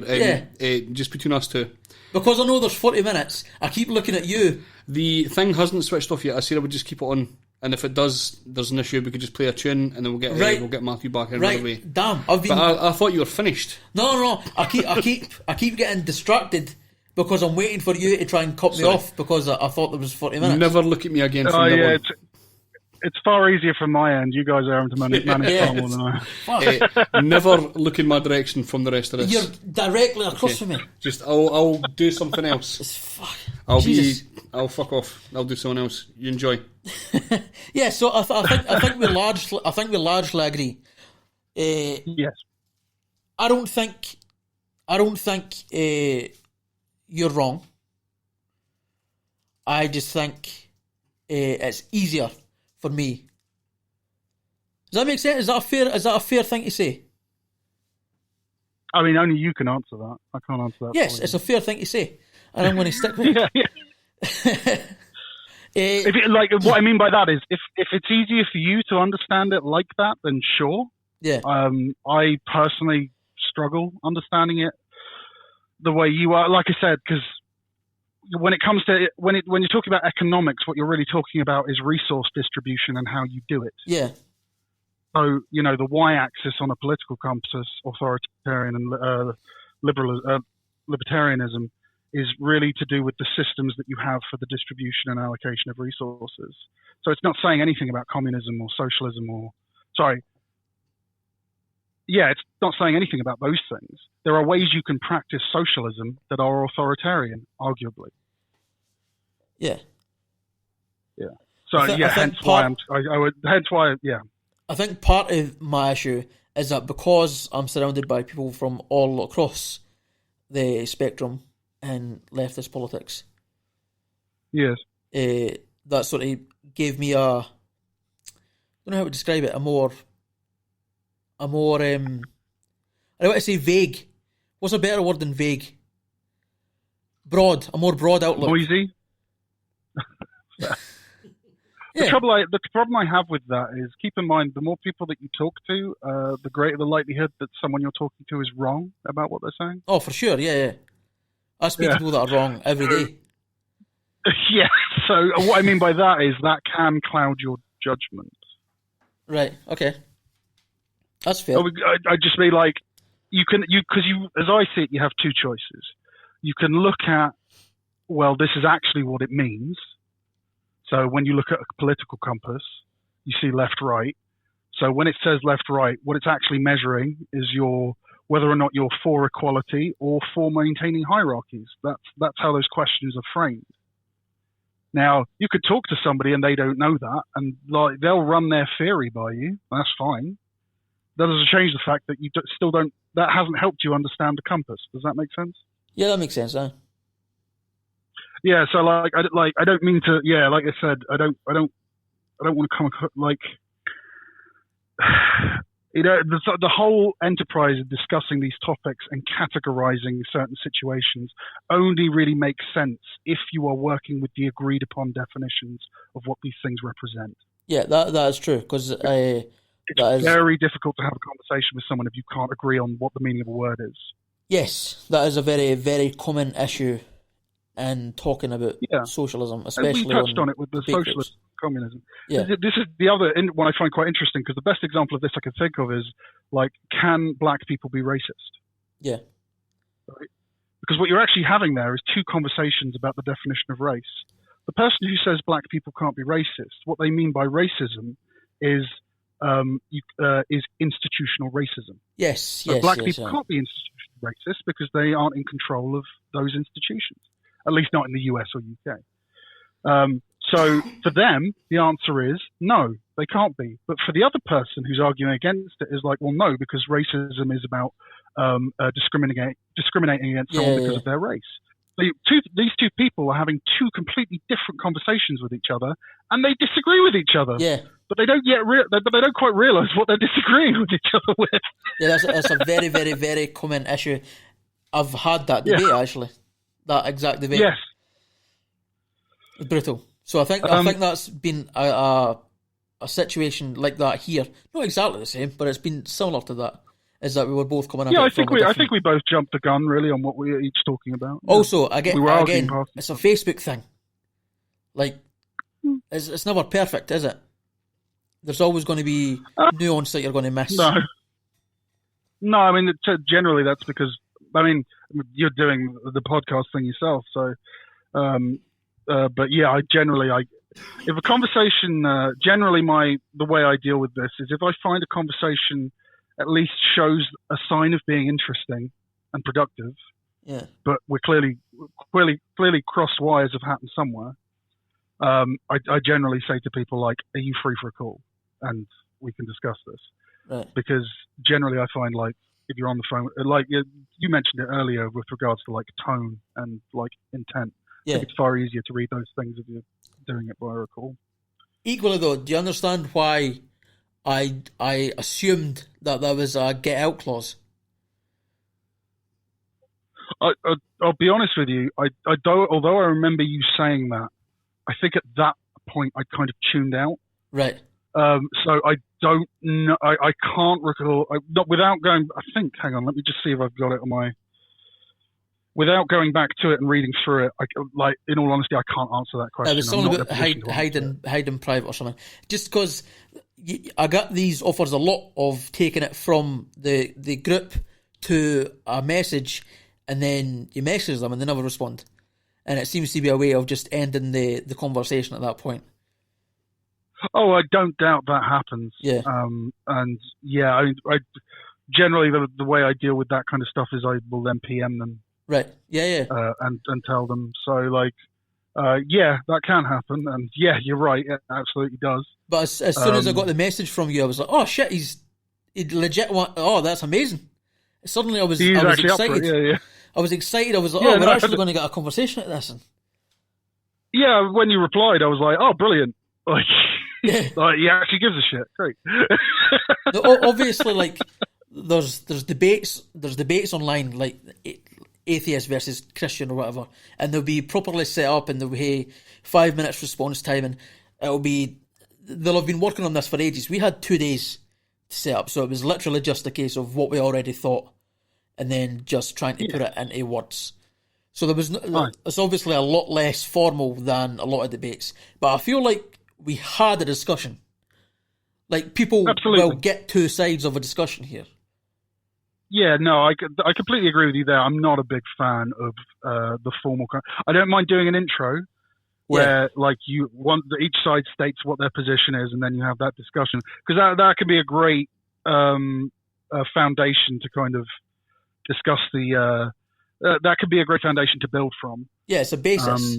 It's a basic structure. But I'm not a big fan of, like, documenting each individual point and then, like, either countering it or nullifying it and all this kind of stuff. I mean, I can do it. It's just that I find quite dull. I'm actually more interested in, can I communicate the idea that I'm trying to communicate in a way that the person understands? And can I try and by the same token, understand theirs? Which I think we've both done here. Yeah, sure.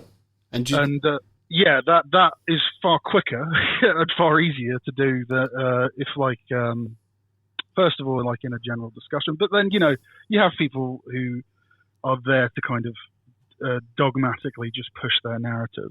Yeah. And unfortunately, going back to your point about, like, public figures and what they say about these subjects, they're nothing more than dogmatically pushing their agenda, which may not necessarily be grounded in anything actually regarding the subject.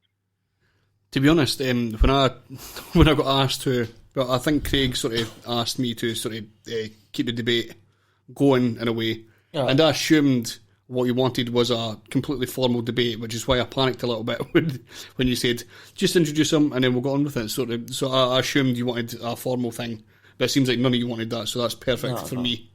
That's like, you could know your points, but that's still a shit ton of work to try and do a proper formal debate like that. Like, I had a thing here to write down, like, if he said something specific, like, I had something to write it down to remind me, but I mean, look at it, I wrote 3 lines. Aye. There was nothing. Yeah, I got very close to making notes myself, but then was like, when I realised, like, it basically became very clear.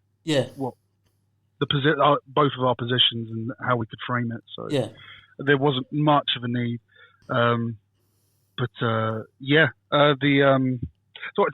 curious. Like, I don't know if you're wanting to bring this to an end. I'm quite happy. So do you guys continue? The Zoom seems to be still working. I'm happy. How long have we been gone? This is like an extra 20 minutes. You've been on. So similarly, you only get 40 minutes, but they'll just allow you to go on. So fuck it, we'll use it. No. The other thing I was going to say is it is a good idea to have a moderator but you don't know who I am. I could have come on here and like just ranted and raved. It's good to have a moderator kind of who can impartially kind of step in and just tell the person, just stop now and let him respond, or just bring it to a close if needs be. Yeah, that was another worry though, is that you also don't know us, so you could have been like, why is he moderating? He's your brother. He's on your podcast already. That's cheating. Oh, that doesn't bother me. Right. Okay. That's it. I mean, just to be clear, the only thing that I was a little concerned about was the fact you were using Zoom, because Zoom has a lot of exploits in its software that hackers can use. So there was a little part of me that was like, they might try and slip a virus in or something. That's already there, man. It's a keylogger. Bank details. Yeah, no, completely. Like, that was the only part. That was the only concern for me. I mean, though, you do have to be careful. Like, if you're having a conversation in a situation where, especially if it's being recorded or if it's going out live, if someone who you don't consider impartial is in control of the mic. But that's a completely different thing. I've not actually yet experienced that personally as a problem. I just know that it can be. Yeah. Well, I had an issue. It wasn't like someone taking the piss with being on the mic or whatever. I was debating ANCAPs for a while, and one of them didn't have an argument. Don't. So instead, don't. he doxed me, and then started trying to hack into my emails and shit. I was like, oh, you cheeky bastard. Idiot. Yes. Yeah, I don't doubt it. Like, never debate ANCAPs. Yeah. Most of them are morons. The rest of them know exactly what they're advocating for because they believe they're going to be like the super rich billionaire. Yeah, they think they're the ones that are going to be Jeff Bezos. Yeah, they're the next Elon Musk Yeah. in this ANCAP society, right? Well, yeah, and screw Jeff Bezos and screw Elon Musk. That's been nice, man. But yeah. The thing I wanted to ask though, like all separate from this, you said you communist. Yeah. You think you are? I know I'm a communist. I just don't know exactly.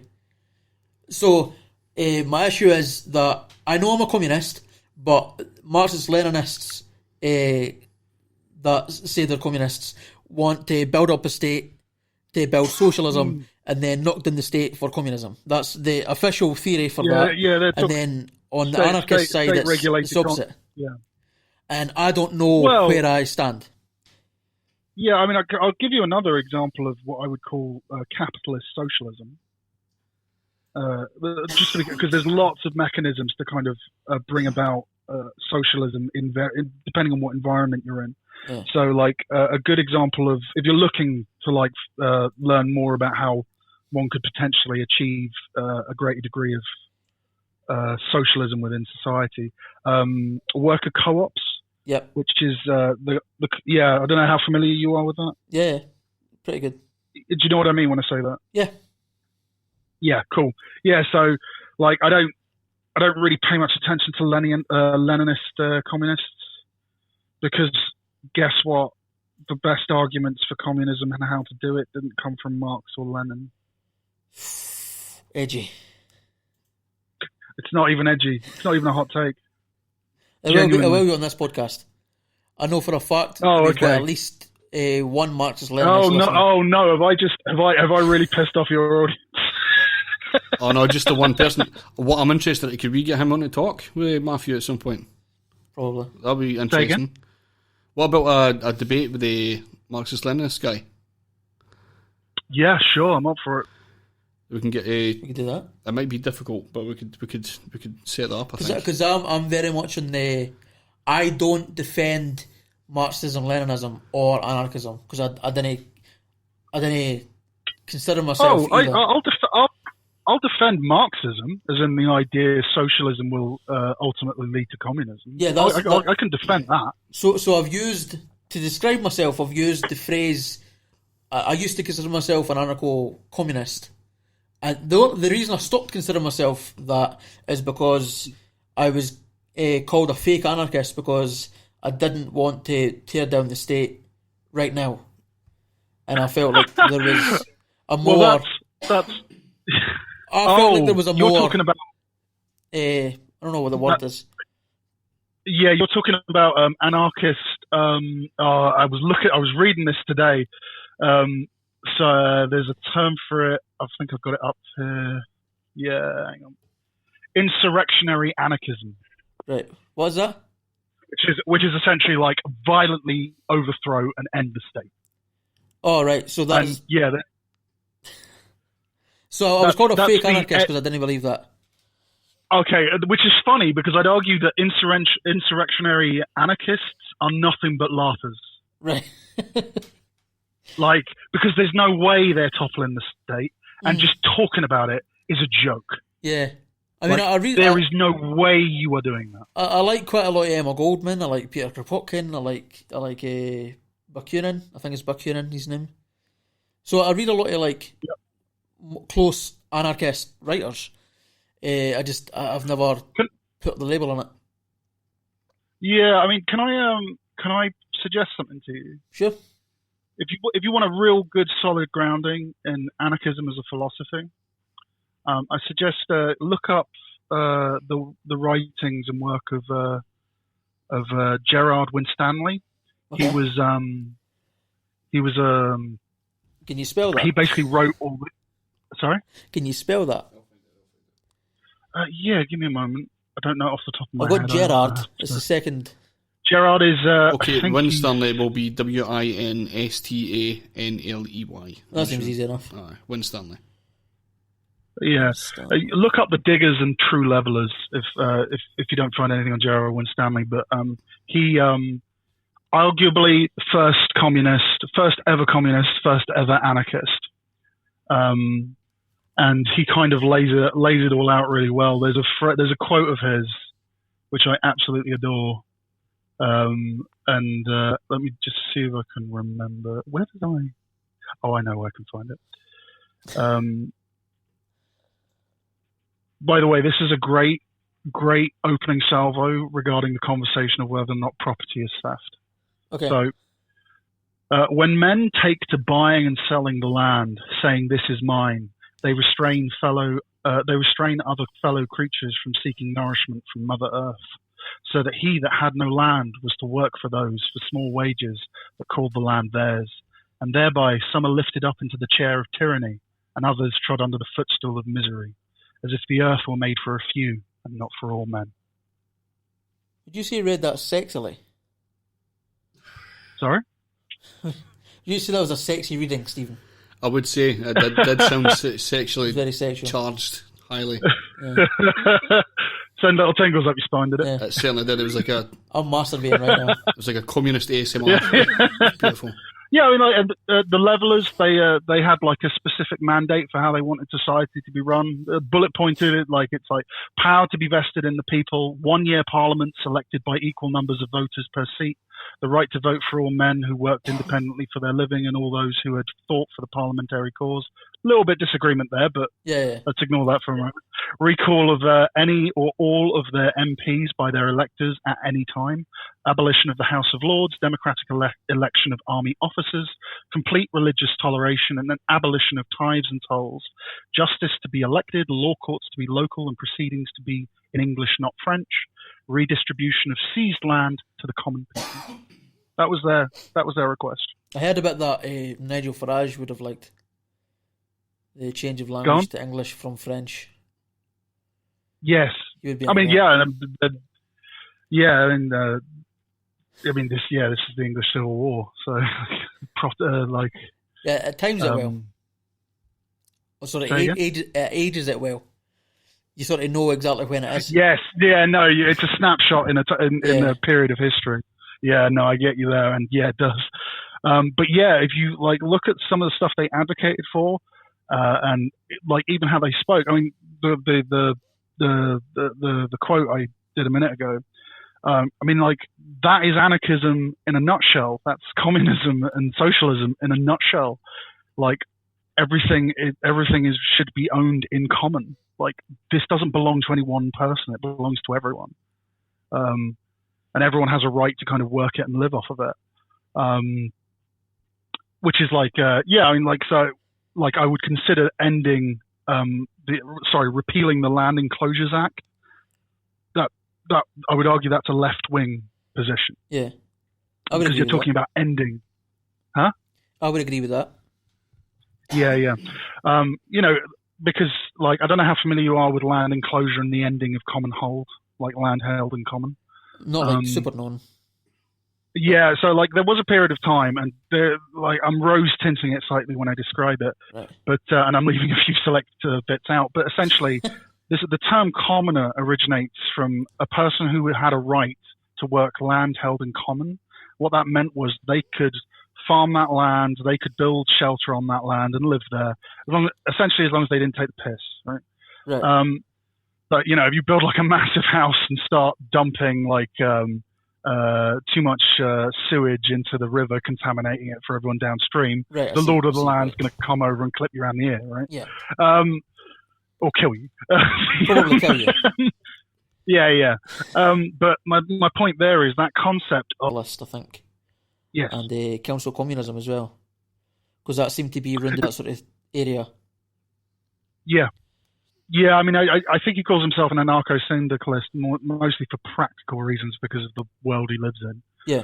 Like he's an anarcho-syndicalist in that he'll voluntarily associate with anarchic groups that kind of are going in the right direction. But I would argue that Chomsky probably ultimately is an anarcho-communist.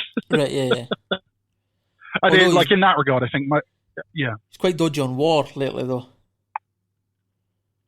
Say again? Chomsky's quite dodgy on war lately. He came out in favour of, I think it was, I don't know who it was he was in favour of. I think he was against the US pulling troops out of Afghanistan or something. It was something like that. Yes. Yeah. What problem do you have with that, out of curiosity? I'm against the war in Afghanistan. Okay, but when do you think that when Chomsky said he was against pulling out the troops, do you think that was him advocating for maintaining the war, or was he talking about we need to stay there to maintain stability until a more stable transition can be ensured? I think at that point he was specifically talking about defending the Kurds, but in essence it was still defending the US being there. There was other ways, I feel, to defend the Kurds. You could call for sort of... Oh, this was Syria, not Afghanistan. Syria, yeah. Yeah. Sorry, the Kurds made me suddenly realise Kurds aren't in Afghanistan. Yeah. It's just like, yeah. No, I mean, I think Chomsky was right to be against the troops pulling out the way they did, absolutely. Because the Kurds have been and continue to be genocided now. Yeah, but is the US the best people to look after them? No, but that doesn't change the fact they were there. That's true. Like, it's kind of like an arsonist starts a fire, and I'm against the arsonist starting that fire. But then after starting that fire, he tries to put it out. I'm not going to tell him to stop trying to put it out, am I? That's a good point. That was a fair point.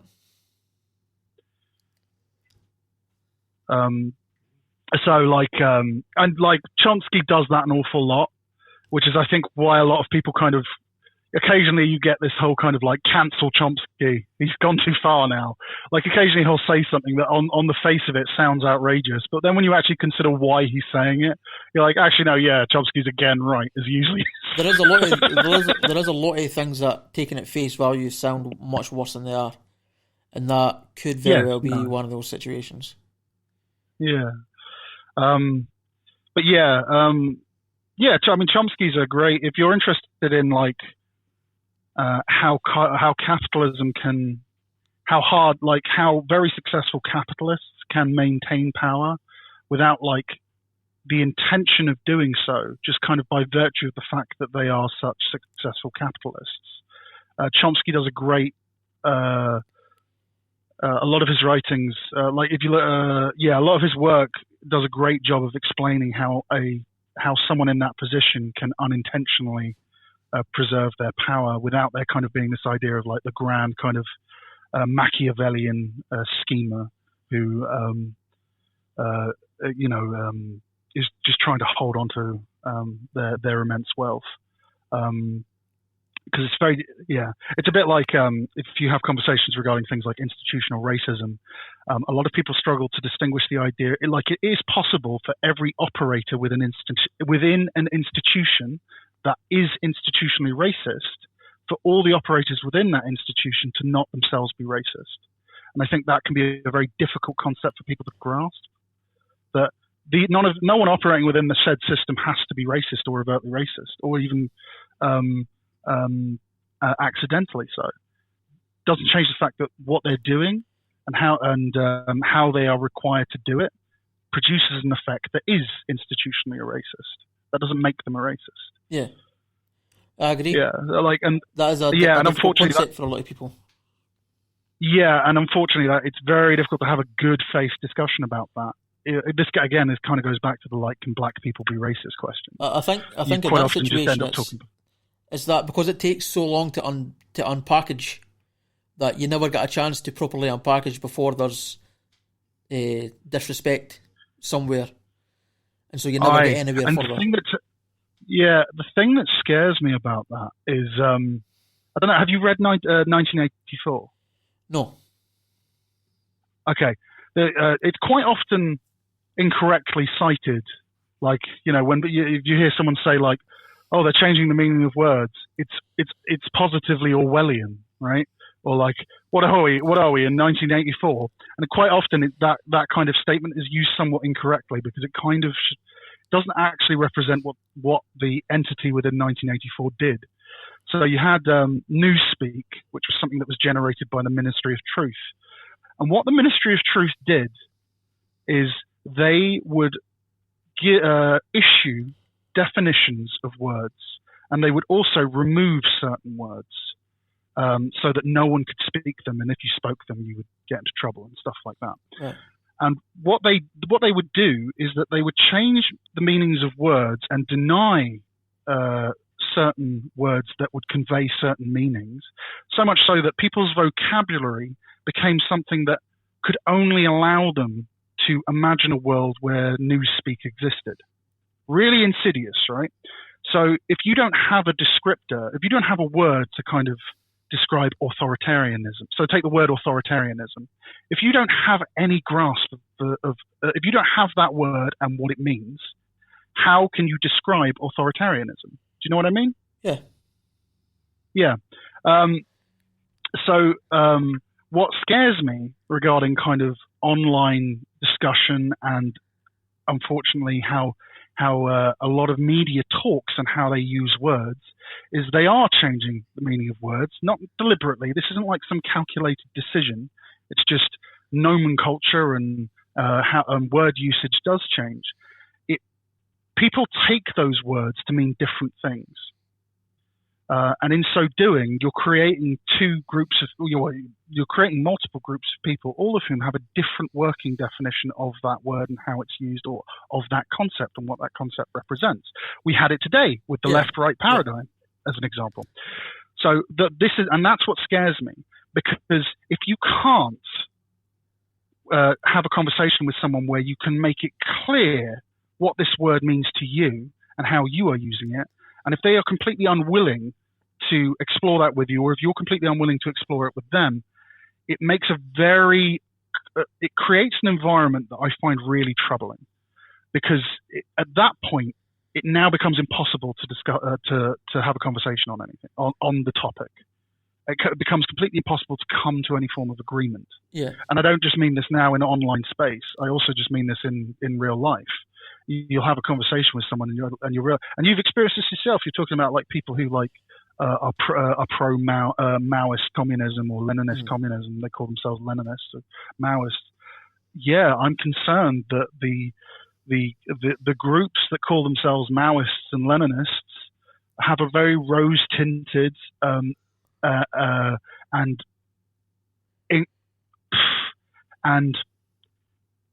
different understanding of certain concepts within Leninism and Maoism, which makes it kind of impossible to kind of talk to them about it.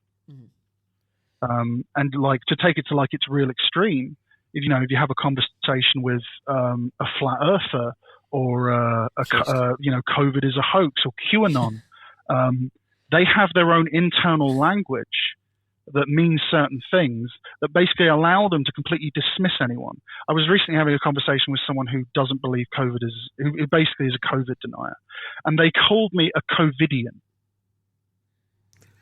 And I had no clue what that meant, but they used that fact as a reason not to talk to me. I'm guessing that means you believe in COVID.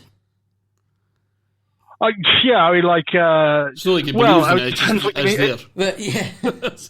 See, I got sucked in there. I believe COVID exists, yes. See, that's what's wrong funny with enough, you believe. Yeah, you're COVIDian. You're, and this is all kind of to do with the idea of like, what, you're just going to do what the government tells you? Well, no. That isn't what I'm saying. You're one of these people that wears a mask, eh?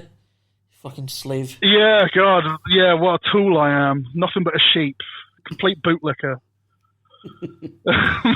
I seen somebody put up, I think about bootlickers earlier, it was Anthony Samaroff from the Scottish Libertarians, was talking about the people that follow Nicola Sturgeon's lead, and actually I'm going to find the quote because it's fucking hilarious. Please do. If you mind the dead air for a few seconds. No, it's fine. The other one I quite like is globalist. Yeah, Aye, that's one of that my means favourites. quite a lot of different things. I don't know what It's people such mean when a they say that. beautiful term. It means everything, right? Like, basically, it's used whenever you say something that the person disagrees with. They just go, "You're a globalist." But you'd think, like, I mean, depending on the context. I mean, if you're talking about, actually, no, globalism seems like quite an alright word to be. Like, although I'm friends with everybody. To be like pro. Do you mean like globalization or like but it sounds like international, like friendliness. That's what globalism It does, sounds like to aye. me. yeah? Yes. Well, the other thing, I'm really bad at guessing accents, so apologies. Actually, I know this. You guys are Scottish. Yes. We're from Newcastle. Okay. Why, aye, man. No, we're sorry. Okay, I found this quote. Yeah, go on. Okay, this is from Anthony Samaroff. Is he the leader of the Scottish Libertarians? Or He was. I don't know if he still is. Right, No, okay. he wasn't the leader. He was. I think he was like the press guy or press guy or something, right? 'Cause secretary or something. He does the Scottish Libertarians podcast. Tom anyway. Laird is the leader. Okay. I am sorry to say that among my countrymen who like to think of themselves as radical or anti-establishment, I have never seen such a bunch of sycophantic bootlickers. If Nicola Sturgeon said that in order to shop, you had to sellotape a dildo up your ass, providing zero evidence that doing so would reduce risk of contraction or passing on COVID, not only would they be ordering extra large canisters of lube from Amazon, but they would be going down the aisle shooting dirty looks at anyone who wasn't walking funny. Scotland the brave, my foot. I reckon where he's been. You know what this reminds me of? It reminds me of like the last true Scotsman argument. Yeah. You familiar with that? Yeah. Yeah, no true Scotsman, or is that a different thing? Yeah, true Scot. You're right. Yeah. Only a true Scotsman wears no boxers under his kilt or whatever. Yeah. I was going to say, was it globalism I was going to say something about? We were talking about globalism. Yeah, there was something I was going to say, but then the meme got found. It's gone. Doesn't matter. But, oh, yes, actually I remember now. This is the whole reason why I was checking if you guys were Scottish. The term Scottish nationalism. Yeah. Nationalism. Yeah. Bad. It means something very different in Scotland. Yeah, that's an interesting one because we have this argument all the time. Because I'm left wing and I'm a supporter of Scottish independence, I'm dismissed as a nationalist, and I'm like, but nationalism to me. But the reason you're a nationalist, is because of how unequally Scotland is treated within the Union. Yeah, exactly. So it's kind of so we've tried to paint different words on it. We call it civic nationalism and things like that. And I'm just like I've just sort of hidden away from using the term nationalist because it still does have dirty connotations. I mean, for some it does, but I'd argue that I would argue like if someone calls themselves a Scottish nationalist, they know why they're a nationalist, and it's got nothing to do with like because you believe the Scottish people are somehow superior. Because of how fucking bullshit Parliament has treated Scotland. Unfortunately, within the though, Union. There has been a couple of people who've made arguments about EU citizens not being allowed to vote because they ruined it for us last time, and if we become independent, we'll be able to stop the foreigners. So there's been like BNP style things in the Scottish indie movement, but it's a very, very small minority. You're always going to get right wing nationalists. And it's always shut down very quickly by us. Yes. I completely agree. But unfortunately, to the outside observer who isn't necessarily like fully versed in it. I mean, the only reason I get it, I understand the nuance of it, is because I've got a number of friends in Scotland who, when I go out there, educate me on these things. Yeah.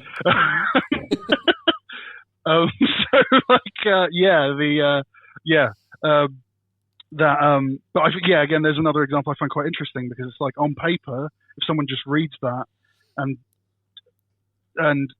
shoes in their concept of nationalism, what they understand nationalism to be, it has a very different connotation. But then when you understand, well, no, the reason like the SNP, Scottish Nationalist Party, exists is because they're a party that is sick of what the UK government has done in Parliament. Yeah. Which are like always sideline Scotland. But I still refuse and the that's term just in correct. case. Say again? I still refuse the term just in case. I still try. Yeah, and no, I limit get myself you, from and like I can understand that, especially if you're trying to like actually have a conversation about the subject, rather than defend the term, if that makes sense. Which I think is like again prime example of this debate. Like rather than get bogged down with defending each side of the position, we kind of discussed the ideas as to why, and I think we came to the middle ground, so to speak. Yeah, I think it was productive for sure. I mean, as we said last, I think I sent a message saying that no one discusses it, and you sent one back saying, "Yeah, that's right, no one does discuss this." And I think the fact that it has been discussed is interesting. Yes, no, definitely. It's one of those things that I hadn't really thought about until this disagreement, and then I was like, and then you said, it's one of those things that isn't spoken about. And yet, when I tried to think back, when was the last time I'd had a conversation about like the difference between left and right? And in my mind, I was like, I actually can't remember. And do we not have another debate we put up as well between left and right? Christ, who did we have on? We've had a couple of debates. We've done an EU debate twice. Well, UKIP got in shit as well. UKIP versus Solidarity, and then Labour versus Solidarity. Mm-hmm. And then we done... Sorry, what's Solidarity? I'm not... Yeah, that's the political party that I'm in. Tommy Sheridan leads it. Okay. So that's happened twice, and then we've had an anarcho-capitalist versus someone who at that point said they were an anarcho-communist, didn't they? Mm-hmm. But are now a Marxist-Leninist. Oh, good Lord. That's the person that you'd be debating if you wanted to debate. I'm up for it, yeah.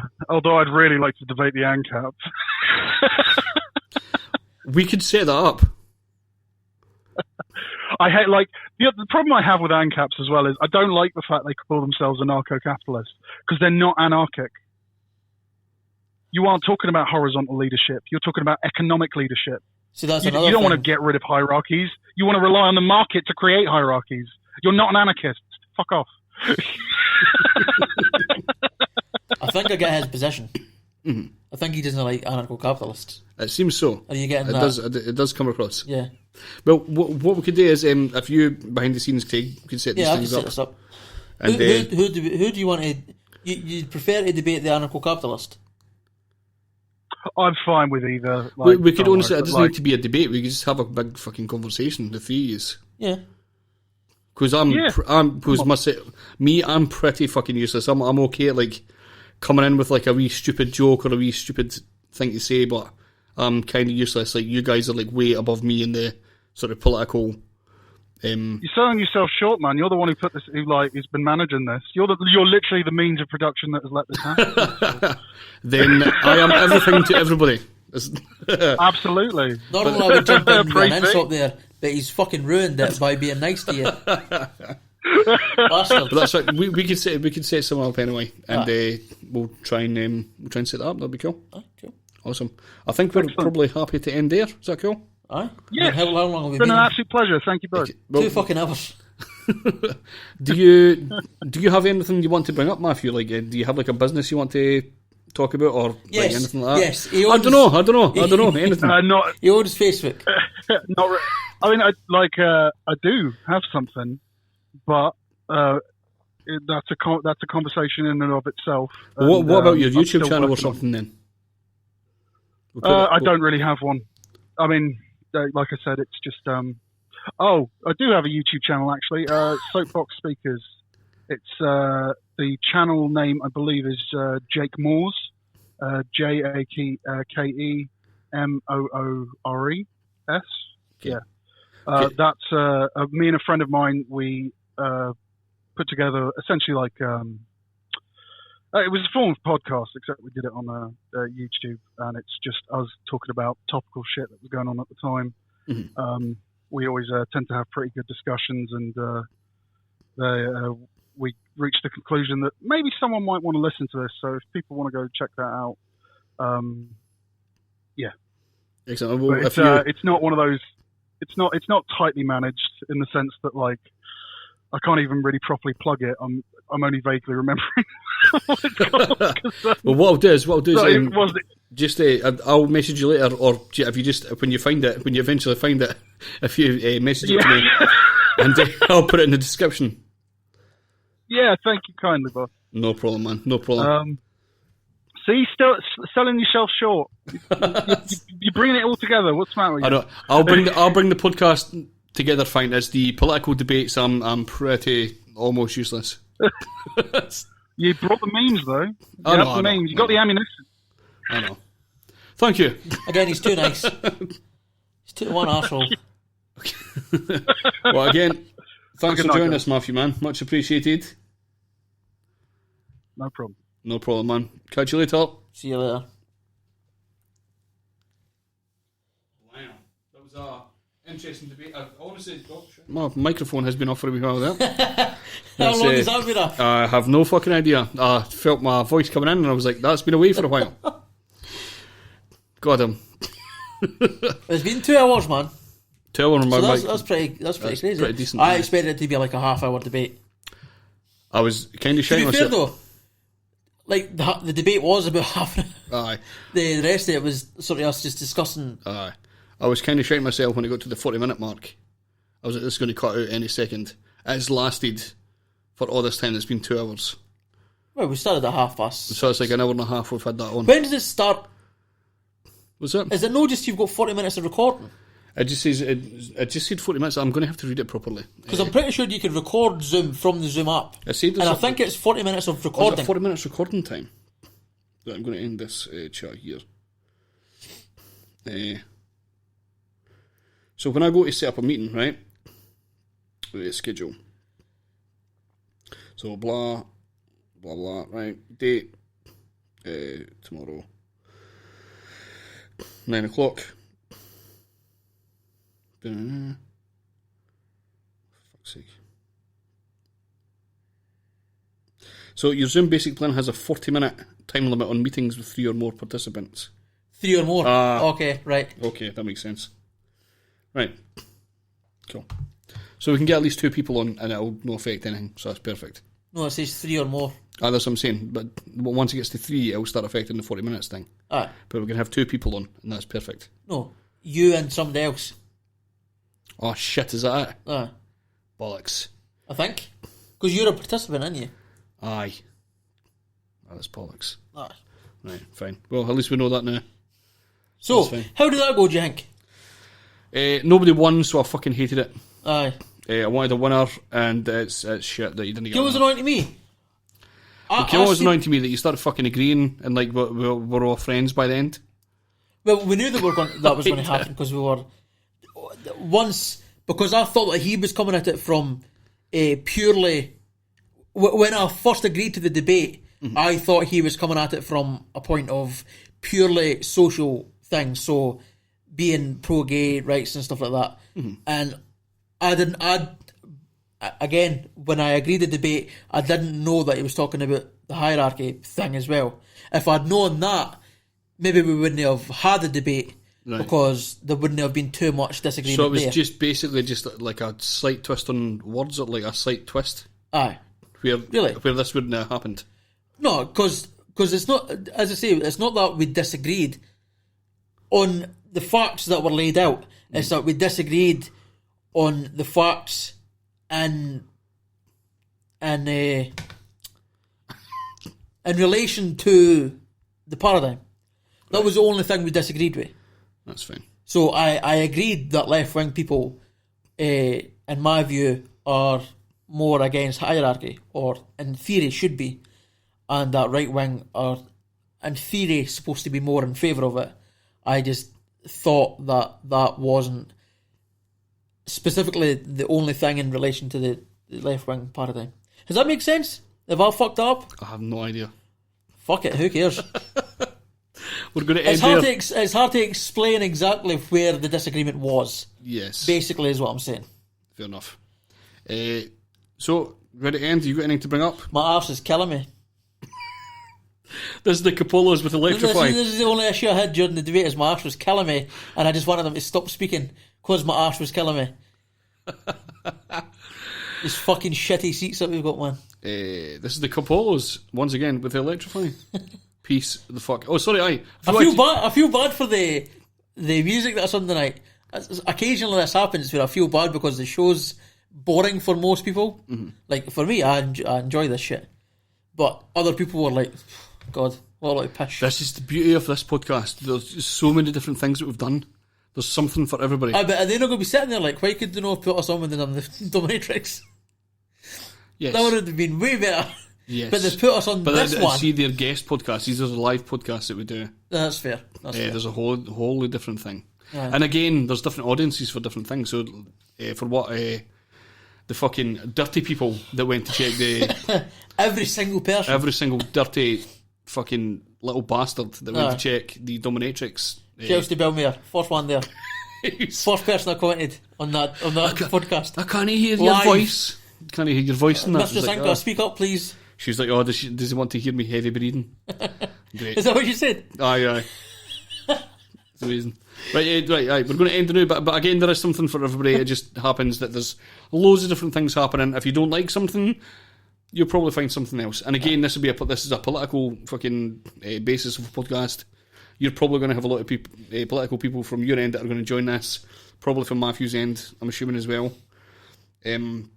I don't have that much of a friend base who's into politics and stuff, so probably less. All I know is I need to do more debates because I do feel like I was very good in that one. Right. So I need to improve. I need to get more of these done so that I could improve and get used to it. Sound. Quality. Once again, this is the... Sorry, Christ. If you want to check the description, you'll get I need to stand up. My arsehole was killing me. You'll get Matthew's podcast that he suggested eventually. We'll add that in. And check your description if you want to find any links to anything we do. Our sister podcast, the Hip Hop Podcast. Hip Hop Podcast of the fucking century. It's amazing. Go check it out. What? For sure. For sure. You should have said there, actually. No, shouldn't I? Aye. Once again, this is the Capollos with Electrify. Peace out.